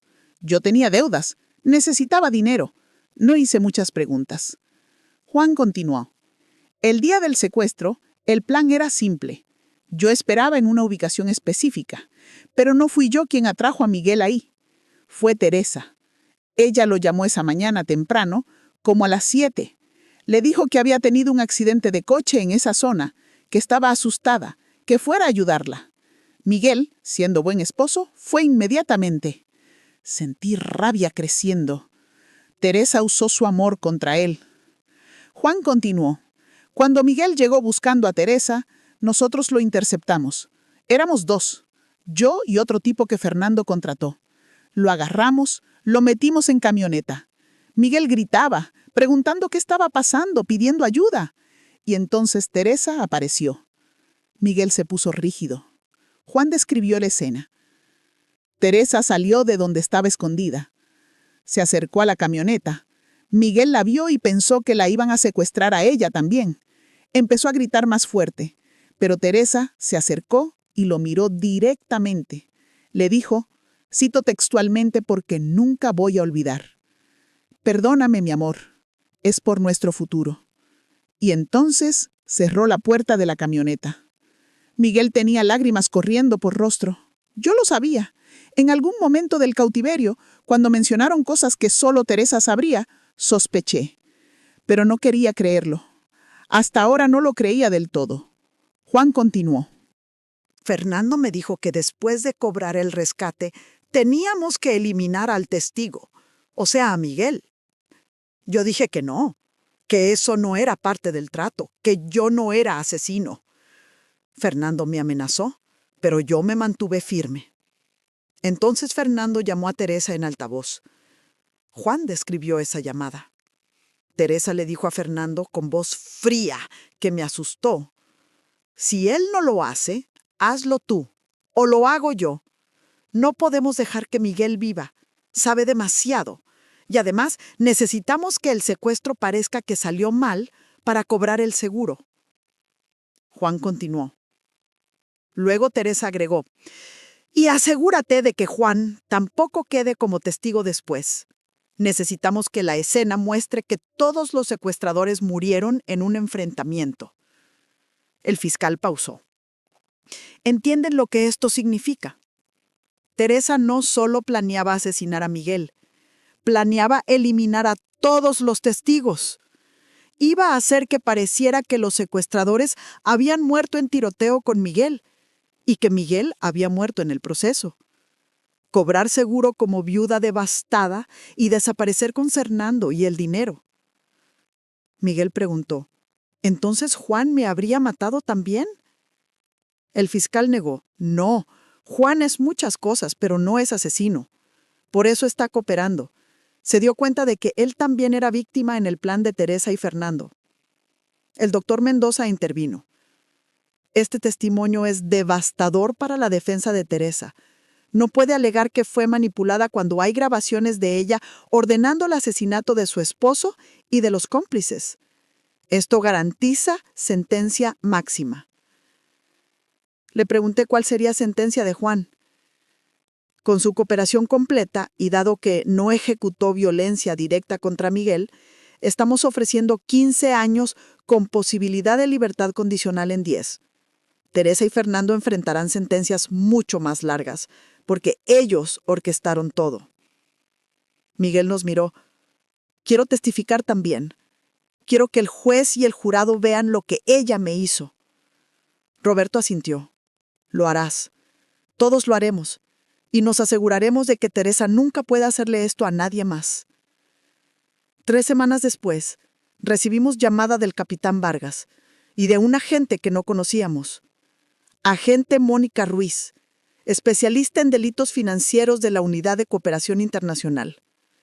Cuando llegamos, Miguel también quiso venir. La agente Ruiz desplegó archivos. Hemos estado investigando a Fernando Maldonado y Teresa Campos, y lo que hemos encontrado es alarmante. Fernando Maldonado no es su nombre real. Su verdadero nombre es Fernando Salazar, y es un criminal internacional buscado en 3 países.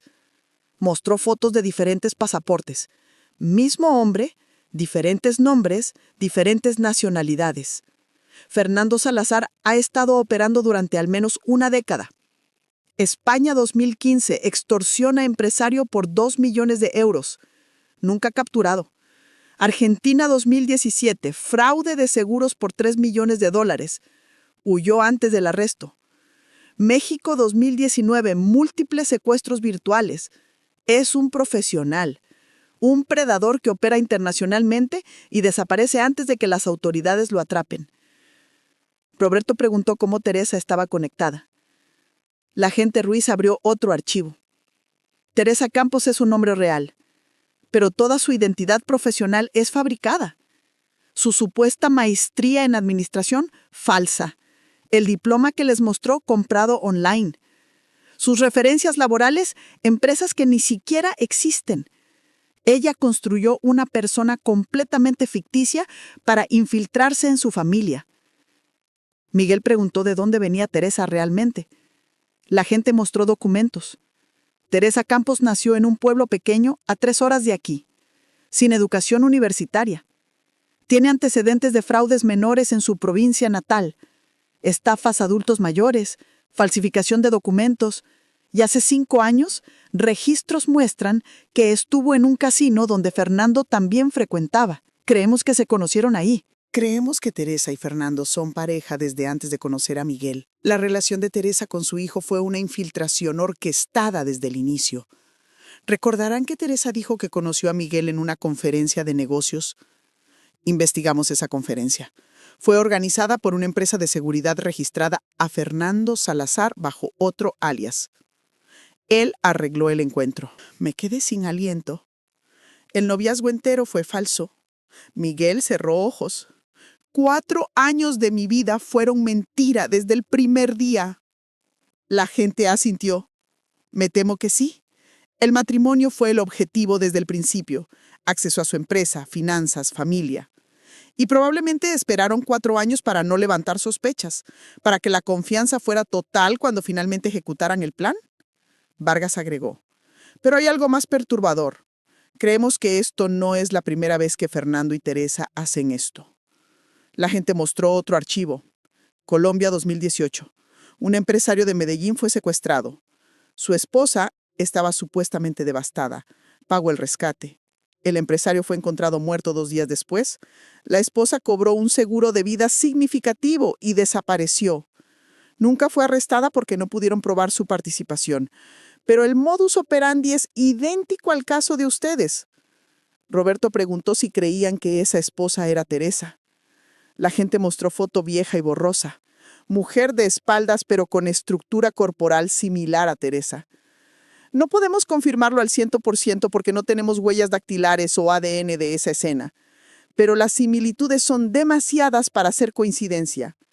Infiltración mediante matrimonio, secuestro del heredero, intención de asesinato para cobrar seguro, desaparición posterior. Es el mismo patrón exacto. Miguel preguntó con voz débil. ¿Cuántas veces han hecho esto? La gente fue honesta. Estamos investigando al menos otros 2 casos en América Latina con el mismo patrón. Aún no tenemos confirmación, pero si es Fernando y Teresa, ustedes fueron objetivos en una operación serial. Son criminales profesionales que han estado haciendo esto durante años. Le pregunté por qué no los habían capturado antes. Vargas explicó. Porque siempre desaparecían antes del arresto. Usaban identidades falsas, pasaportes de múltiples países, cuentas bancarias offshore. Pero esta vez, gracias a que ustedes actuaron rápido, confiaron en expertos y siguieron cada instrucción, rompimos ese patrón. Esta es probablemente la primera vez que Fernando y Teresa son capturados con evidencia irrefutable. La gente agregó. Estamos reabriendo casos en Colombia y otros países. El testimonio de ustedes, la evidencia que recolectamos aquí, puede ayudarnos a resolver esos casos también. Es posible que haya familias que nunca supieron qué pasó realmente con sus seres queridos. Ustedes pueden darles esas respuestas. Miguel asintió. Lo haremos. Si nuestro testimonio ayuda a otras familias, lo haremos sin dudarlo. Horas después del arresto de Teresa, después de que Miguel estuviera estable en hospital, tomé una decisión. Necesito verla. Necesito preguntarle por qué. Roberto me miró con preocupación. Elena, no tienes que hacer eso. Ya sabemos por qué. Codicia. Pero yo negué. Necesito escucharlo de ella. Necesito mirarla a los ojos cuando me lo diga. Llamé a Vargas. Él explicó que como víctima tenía derecho a visita supervisada. Será grabado y monitoreado, y ella estará esposada en todo momento. Una hora después, Roberto y yo estábamos en sala de visitas de la comisaría. Habitación pequeña, gris, con mesa de metal y 2 sillas a cada lado. Teresa entró escoltada. Llevaba uniforme naranja, sus manos esposadas al frente. Su rostro, típicamente cuidado, estaba desnudo, ojos hinchados de llorar, cabello desordenado. Se veía pequeña, frágil, nada como la mujer segura que había cenado en nuestra mesa durante 4 años. Los guardias la sentaron frente a nosotros. Teresa miraba la mesa. «Mírame», le ordené. Ella levantó vista lentamente. «¿Por qué? ¿Por qué hiciste esto?» Teresa abrió boca, la cerró. Finalmente habló con voz ronca. «No lo entenderías. Inténtame». Teresa miró a Roberto, luego a mí. Fernando me prometió que Miguel no saldría lastimado, que solo sería por unos días, que cobraríamos el rescate y nos iríamos, que Miguel seguiría con su vida y nosotros con la nuestra. Corté esa mentira. Tenemos grabaciones tuyas coordinando su asesinato después del pago. Tenemos documentos donde planeabas cobrar seguro de vida de 5 millones después de que lo mataran. No me mientas más. El rostro de Teresa cambió. La máscara cayó y vi algo frío debajo. Está bien. Sí, el plan era que pareciera secuestro, que salió mal, pero Fernando iba a ser quien terminara las cosas, no yo. Roberto habló. Eso no te hace menos culpable. Planeaste el asesinato de tu esposo. Teresa se inclinó. Ustedes no entienden cómo es. 4 años viviendo en su sombra. Siendo la nuera, siempre la nuera, nunca realmente parte de la familia. Ustedes tenían millones, yo no tenía nada. Me casé con Miguel por amor al principio, pero el amor no paga las cuentas. La interrumpí. Miguel te amaba, te dio todo. Una casa, un trabajo, una familia. Teresa se rió amargamente. Me dio las sobras de su fortuna. Una casa bonita, sí, pero ustedes controlan el dinero real. Yo trabajaba en la empresa, pero sin poder real. Solo era decoración, la esposa del heredero. Y después de 4 años me di cuenta de que nunca iba a ser más que eso. Le pregunté sobre Fernando. ¿Cuándo lo conociste realmente? Teresa dudó. Hace 5 años, en un casino. Él me mostró otra vida posible. Viajes, libertad, dinero real. Me enseñó cómo funcionaban las estafas de alto nivel y me propuso un plan. Infiltrarme en una familia rica, ganarme su confianza y eventualmente hacer el golpe maestro. Roberto se puso de pie. ¿Entonces todo fue mentira desde el día 1? El encuentro en la conferencia, el noviazgo, la boda, 4 años de matrimonio, ¿todo fue actuación? Teresa lo miró. Al principio no. Al principio pensé que podía realmente enamorarme de Miguel y olvidar el plan. Pero ustedes nunca me vieron como igual. Siempre fui la foránea, la que venía de menos. Y Fernando seguía en contacto, recordándome el plan, la libertad que vendría. Le pregunté si alguna vez amó a Miguel. Hubo silencio largo. A su manera, pero no lo suficiente, no más que al dinero, y definitivamente no más que a mi futuro con Fernando. Me levanté. ¿Nos estás culpando a nosotros por tu decisión de intentar asesinar a nuestro hijo? Eso es lo más bajo que he escuchado. Y para tu información, Miguel iba a proponerte ser codirectora de nueva división de la empresa el mes que viene. Roberto y yo ya lo habíamos aprobado, pero tú ya estabas ejecutando tu plan de asesinato. Teresa cambió a shock. ¿Qué? ¿Codirectora? Asentí. Sí, Miguel nos había convencido. Iba a ser anunciado en la próxima junta, pero ya era demasiado tarde porque ya habías comprado los materiales para el secuestro, ya habías actualizado el seguro de vida, ya estabas en contacto constante con Fernando planeando cada detalle. Arruinaste tu propia oportunidad legítima por codicia.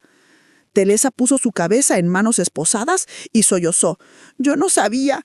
¿Cómo iba yo a saber? Miré a Roberto. Ya escuché suficiente. No hay nada aquí. No hay remordimiento real. Solo excusas. Nos dirigimos a la puerta. La voz de Teresa nos detuvo. Elena, Roberto, lo siento. De verdad lo siento. Me volteé. No lo sientes. Sientes que te atrapamos, pero nunca sentirás lo que le hiciste a Miguel, a nuestra familia, a la confianza que depositamos en ti. Y salimos sin mirar atrás. 4 meses después llegó el día del juicio. El caso había sido mediático. No era planear asesinar al esposo por seguro de vida, era titular. Periodistas acampaban afuera del juzgado. Roberto, Miguel y yo entramos por entrada lateral. La sala estaba llena. El juez, una mujer de unos 60 años con expresión seria, llamó al orden. El fiscal Ramírez presentó el caso. Era demoledor. Grabaciones de llamadas coordinadas entre Teresa y Fernando, registros telefónicos mostrando 127 llamadas en 6 semanas, el video del momento en que Teresa envió el mensaje "procede ahora", la confesión de Juan Pérez, los documentos del seguro de vida, todo. La estrategia de defensa de Teresa fue patética. Su abogado argumentaba que había sido manipulada por Fernando, que era víctima de violencia psicológica, que temía por su vida. Pero cada argumento era demolido por evidencias. ¿Cómo explicas este mensaje?, preguntaba el fiscal mostrando comunicaciones donde Teresa claramente coordinaba detalles. Llegó mi turno de testificar. Después del juramento, me senté frente a la sala llena. El fiscal me pidió que identificara a la acusada. Miré directamente a Teresa. Es Teresa Campos, la mujer que se hizo pasar por Teresa Maldonado. La mujer que estuvo casada con mi hijo durante 4 años bajo identidad falsa. El fiscal mostró las grabaciones del coche. En pantalla grande se veía el interior de nuestro vehículo el día del intercambio. Se escuchaba mi voz trembolosa, la voz de Teresa aparentemente tranquilizándome. Y luego el momento clave. Teresa sacando su teléfono, escribiendo algo, enviando. La cámara había capturado el mensaje perfectamente. Procede ahora. Ya salimos. Señora García, preguntó el fiscal, ¿sabía la acusada que usted estaba al tanto de su participación? Negué, no. Ella creía que yo aún confiaba en ella completamente. Por eso coordinó el crimen directamente frente a mí. Pensó que era seguro. El abogado defensor tuvo su turno. Intentó hacer que yo pareciera sospechosa de haber tendido trampa. Señora García, ¿sabía usted que el dinero en la maleta era falso? Sí, pero era parte del operativo policial diseñado para capturar a los secuestradores y rescatar a mi hijo vivo. El abogado insistió. Entonces engañó a mi clienta. Miré directamente a Teresa. Su clienta engañó a mi familia durante 4 años. Yo actué durante 2 días para salvar la vida de mi hijo. No es comparable. El juez me liberó del estrado. Miguel testificó después. Su testimonio fue devastador. Describió los 5 días de cautiverio, estar atado, vendado, drogado, escuchar voces que mencionaban a Teresa, empezar a sospechar pero no querer creerlo. El testimonio de Juan Pérez fue reproducido en video. El jurado lo escuchó describir cómo Teresa había entregado a Miguel personalmente, cómo ella había ordenado su asesinato. Finalmente llegó el momento de la sentencia. Teresa fue llamada a ponerse de pie. El juez leyó los cargos. Teresa Campos ha sido encontrada culpable de secuestro agravado, extorsión, conspiración para homicidio, fraude y falsificación de identidad. El jurado ha deliberado y recomienda sentencia máxima. Sentencia a Teresa Campos a 25 años de prisión sin posibilidad de libertad condicional durante los primeros 15 años. Teresa colapsó llorando. El juez continuó. Fernando Salazar, encontrado culpable de los mismos cargos, además de crimen organizado internacional, sentenció a Fernando a 30 años de prisión sin posibilidad de libertad condicional durante 20 años. Fernando, sentado en otra mesa, no mostró emoción. Juan Pérez, por su cooperación, había recibido 15 años con posibilidad de libertad en 10. Salimos rodeados de periodistas. Preparé declaración breve. La justicia se hizo hoy. Mi hijo está vivo y los responsables pagarán por sus crímenes durante décadas. Eso es todo lo que tengo que decir. Miguel iba entre Roberto y yo. Terminó. Finalmente terminó. 2 semanas después del juicio. Miguel seguía viviendo con nosotros. Su casa estaba en proceso de ser vendida. No podía volver ahí. Empezó fisioterapia esa semana. Los 5 días amarrado habían debilitado sus músculos. También comenzó terapia psicológica con Dr. Herrera, especializado en trauma de secuestro. El doctor Herrera explicó lo que podíamos esperar.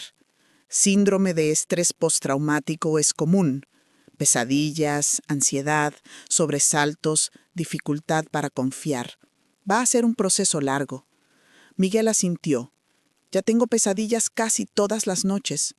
Vuelvo al almacén, escucho las voces y siempre termina con la cara de Teresa diciendo, «Perdóname, mi amor». También tomamos decisiones sobre la empresa. Contratamos auditoría forense externa. Necesitábamos saber si Teresa había hecho más daño del que conocíamos. Los primeros resultados llegaron rápido. Teresa había estado desviando pequeñas cantidades durante 18 meses. En total, había robado aproximadamente $180,000, su fondo de escape. Miguel recibió esa noticia con ira y resignación. Cada día descubro algo nuevo. Cada día me doy cuenta de cuánto me mintió. El doctor Herrera le dijo que era parte del proceso. Descubrir la extensión completa de la traición antes de poder comenzar a sanar. Decidimos vender la casa de Miguel y Teresa. Un agente vino a hacer evaluación. Miguel no entró. Se quedó en el coche mientras Roberto y yo supervisábamos. Empacamos sus pertenencias. Todo cabía en 12 cajas. 4 años, reducidos a 12 cajas. Las pertenencias de Teresa las donamos. No queríamos nada que le perteneciera. Esa noche Miguel y yo tuvimos una conversación en la sala. Él estaba viendo a las cajas apiladas en garaje.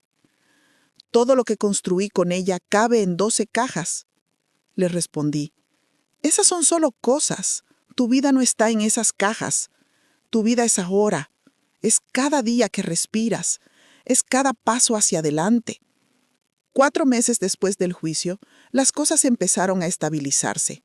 Miguel se había mudado a su propio departamento. Un lugar nuevo, sin memorias. Seguía en terapia, pero ahora solo una vez por semana.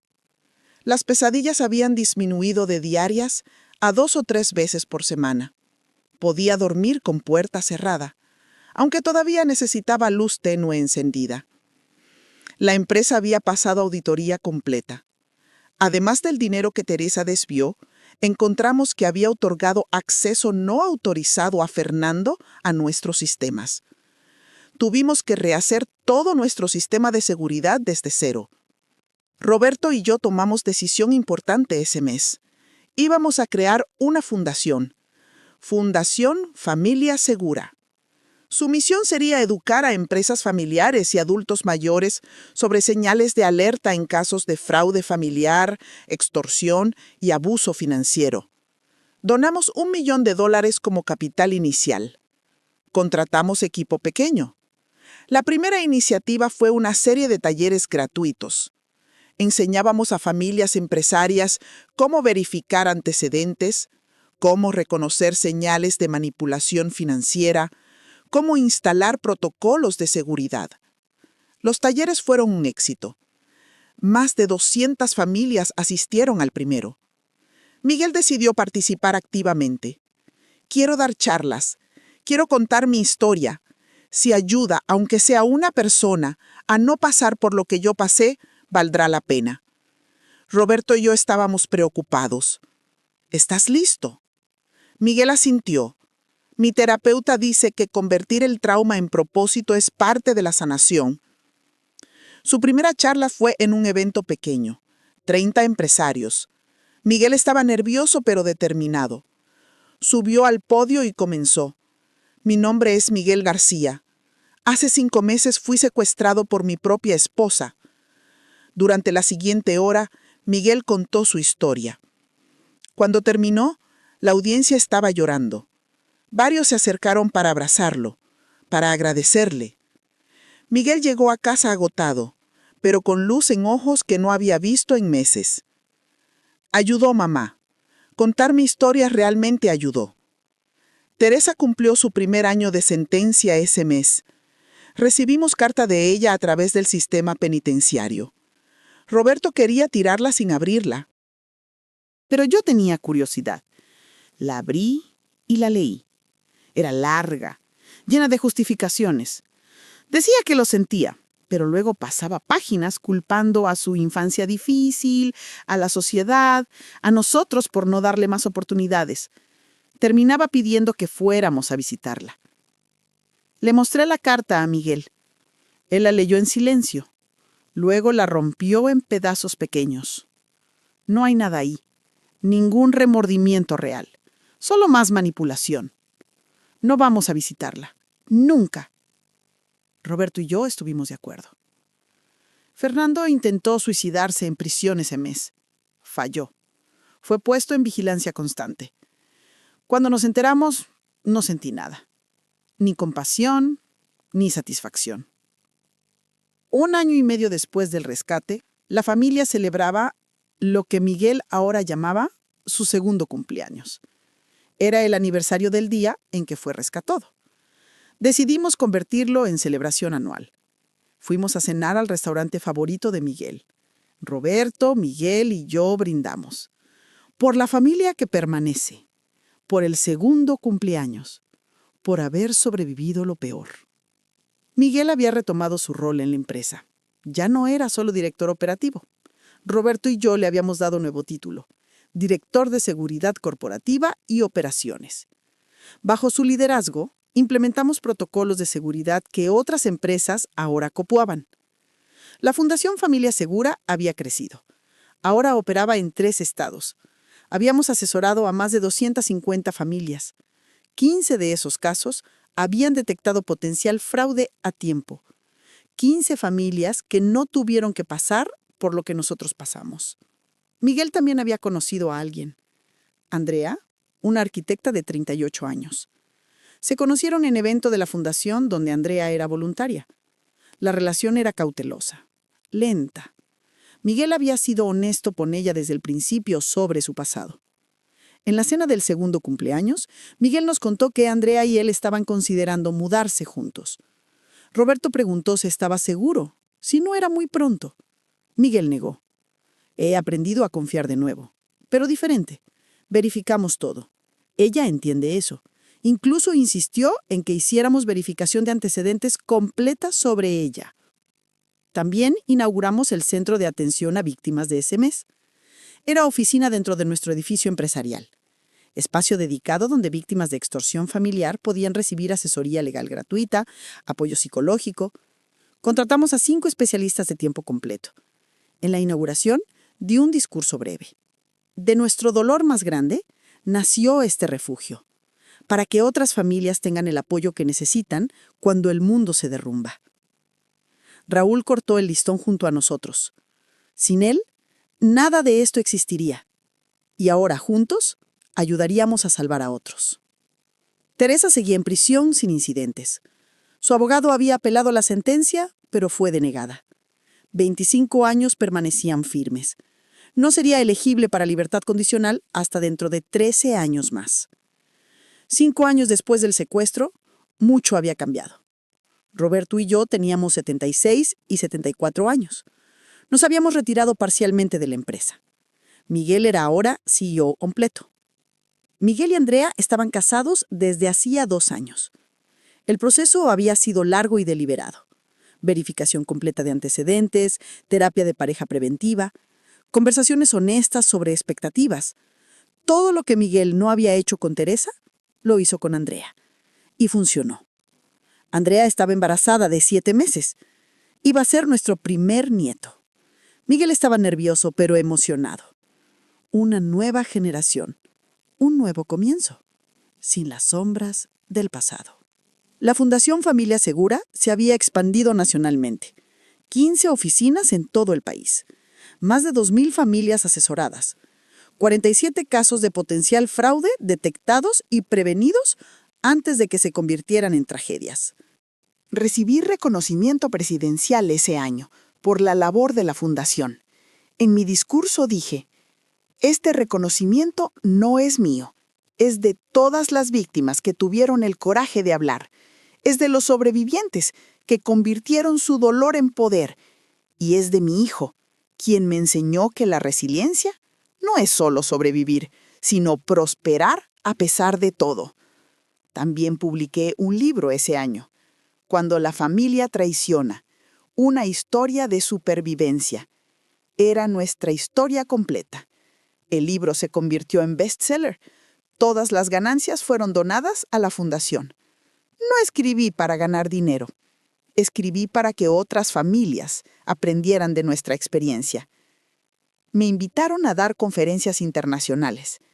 La Agencia de Cooperación Policial Global sobre Fraude Familiar, la Agencia Federal de Investigación Criminal sobre Perfiles de Estafadores y la prestigiosa Universidad de Harvard, donde nuestro caso era estudiado como ejemplo de seguridad corporativa familiar. Fernando falleció en prisión ese año. Infarto masivo a los 50 años. El estrés de vida carcelaria. Nadie reclamó su cuerpo. Fue enterrado en cementerio estatal para indigentes. Su historia terminó sola y olvidada. Teresa seguía viva, cumpliendo su 5º año de 25. Los reportes penitenciarios indicaban comportamiento conflictivo, varias infracciones disciplinarias. Las evaluaciones psicológicas mostraban falta persistente de remordimiento genuino. No sería elegible para libertad condicional hasta dentro de 10 años más. Juan Pérez había sido liberado 6 meses antes, por buena conducta. Cumplió 10 años de 15. Y sorprendentemente, buscó contacto con nosotros a través de la fundación. Quería ayudar. Quería dar charlas sobre cómo los criminales reclutan cómplices. Miguel inicialmente se resistió, pero después de pensarlo, aceptó. Juan merece segunda oportunidad. Su arrepentimiento parece genuino. Ahora Juan trabaja con la fundación dando charlas. Estoy de pie frente a un auditorio lleno. 300 personas. Ejecutivos, empresarios, dueños de negocios familiares. El evento se llama Ciberseguridad y señales de alerta en empresas familiares. Yo soy la oradora principal. Mi nombre es Elena García. Comienzo. Tengo 74 años y hace 6 años casi pierdo a mi único hijo. La sala está en silencio.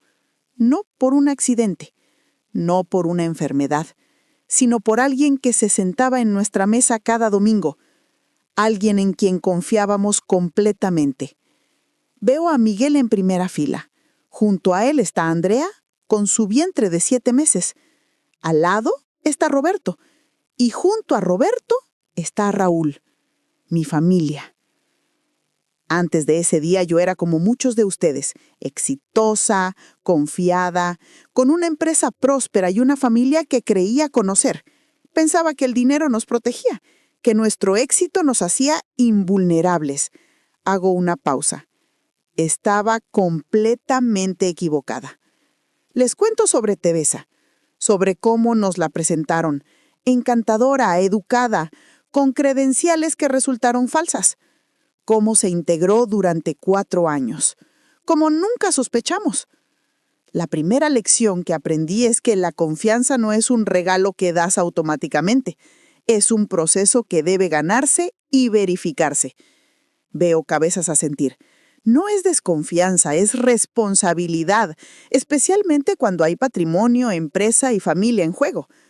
La segunda lección es que siempre hay señales, siempre, pero las racionalizamos. Les cuento sobre las señales que ignoramos. Teresa trabajando tarde con excusas vagas. Teresa siendo extremadamente cuidadosa de nunca dejar su teléfono desbloqueado. Cosas pequeñas que individualmente parecían inocentes, pero juntas dibujaban un patrón.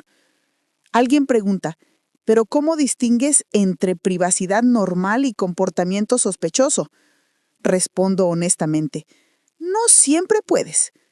Por eso verificas primero, antes de dar acceso total, antes de integrar completamente a alguien. Antes de darle poder sobre tu familia, verificas. Hago pausa y los miro. Me arrepiento de haber confiado en Teresa. Varios rostros me miran con sorpresa. Luego aclaro, no me arrepiento de haber sido capaz de confiar. Me arrepiento de haber confiado sin verificar, de haber dado acceso sin confirmar, de haber creído sin cuestionar. Sí perdimos mucho. Mi hijo perdió 4 años de su vida con una mentira. Perdimos dinero, tiempo, paz mental. Y perdimos la inocencia de creer que el apellido familiar automáticamente hace a alguien confiable. Esas pérdidas son reales. Duelen hasta hoy. Miguel tiene pesadillas todavía. Yo verifico las cerraduras 3 veces cada noche. Esas cicatrices no desaparecen. Pero también ganamos.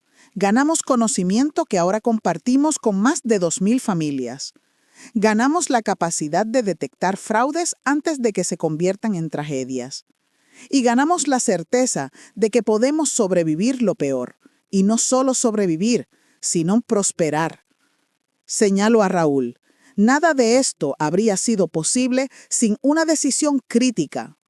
Cuando mi hijo desapareció, mi esposo decidió no dejar nuestra crisis en manos de criminales. Contrató a un experto. Ese hombre, Raúl, salvó a mi hijo. Les digo algo importante. El peligro no siempre viene de afuera. A veces viene de la persona que te sirve café en las mañanas, que conoce tu rutina mejor que tú, que tiene acceso a tus contraseñas, cuentas, vulnerabilidades. Y si a nosotros nos pasó, le puede pasar a cualquiera. Pero no les digo esto para asustarlos. Les digo esto para prepararlos. El trauma no es algo que superas completamente. Es algo con lo que aprendes a vivir.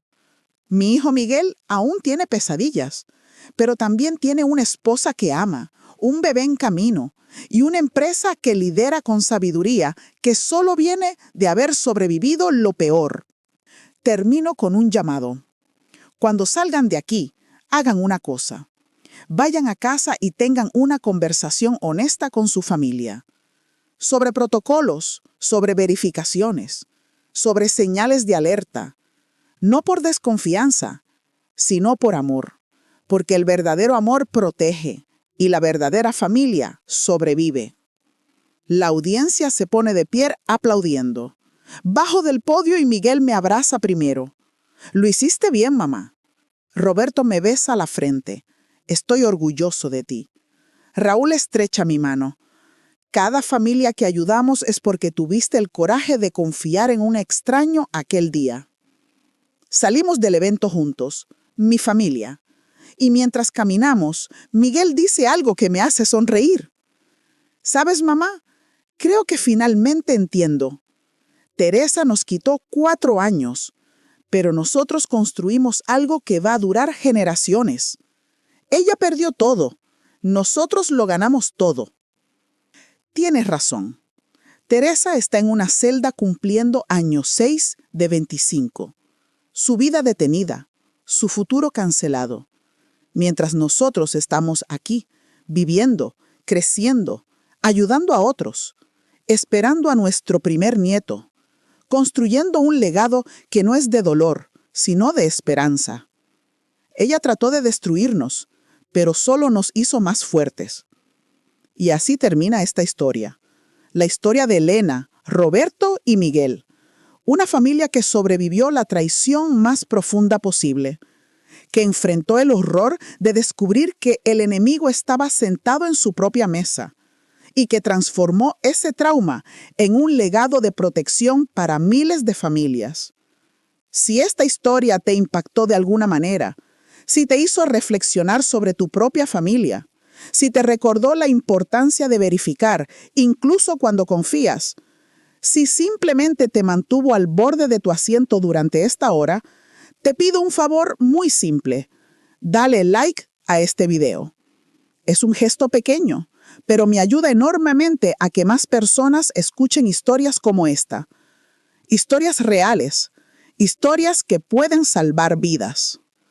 Y si aún no estás suscrito al canal, suscríbete ahora, porque cada semana comparto más casos reales de personas que sobrevivieron lo imposible. Pero antes de que te vayas, quiero preguntarte algo. Y quiero que lo escribas en los comentarios. ¿Alguna vez has tenido esa sensación? ¿Esa intuición de que algo no está bien con alguien cercano? Esa voz en tu cabeza diciendo que algo no cuadra, pero la ignoraste porque no querías parecer paranoico, porque no querías crear conflicto, porque preferiste confiar. Escríbelo en los comentarios. ¿Qué fue esa señal de alerta que ignoraste? Y si actuaste a tiempo, cuéntanos cómo, porque tus experiencias pueden ayudar a otros. Pueden ser la advertencia que alguien necesita leer hoy. Tu comentario puede literalmente salvar a una familia de pasar por lo que Elena y Miguel pasaron. Y si quieres apoyar este canal de manera más directa, puedes convertirte en miembro.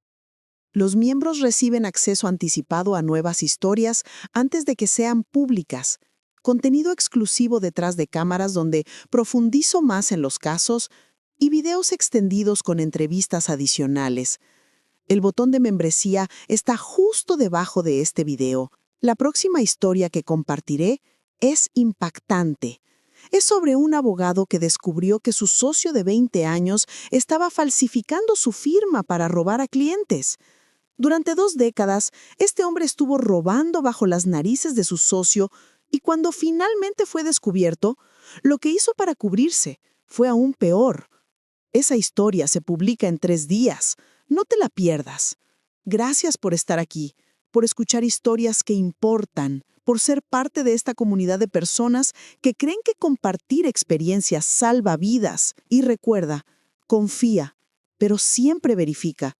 Ama a tu familia, pero protégela también, porque el verdadero amor no es ingenuo, el verdadero amor es vigilante. Cuídate y cuida a los tuyos.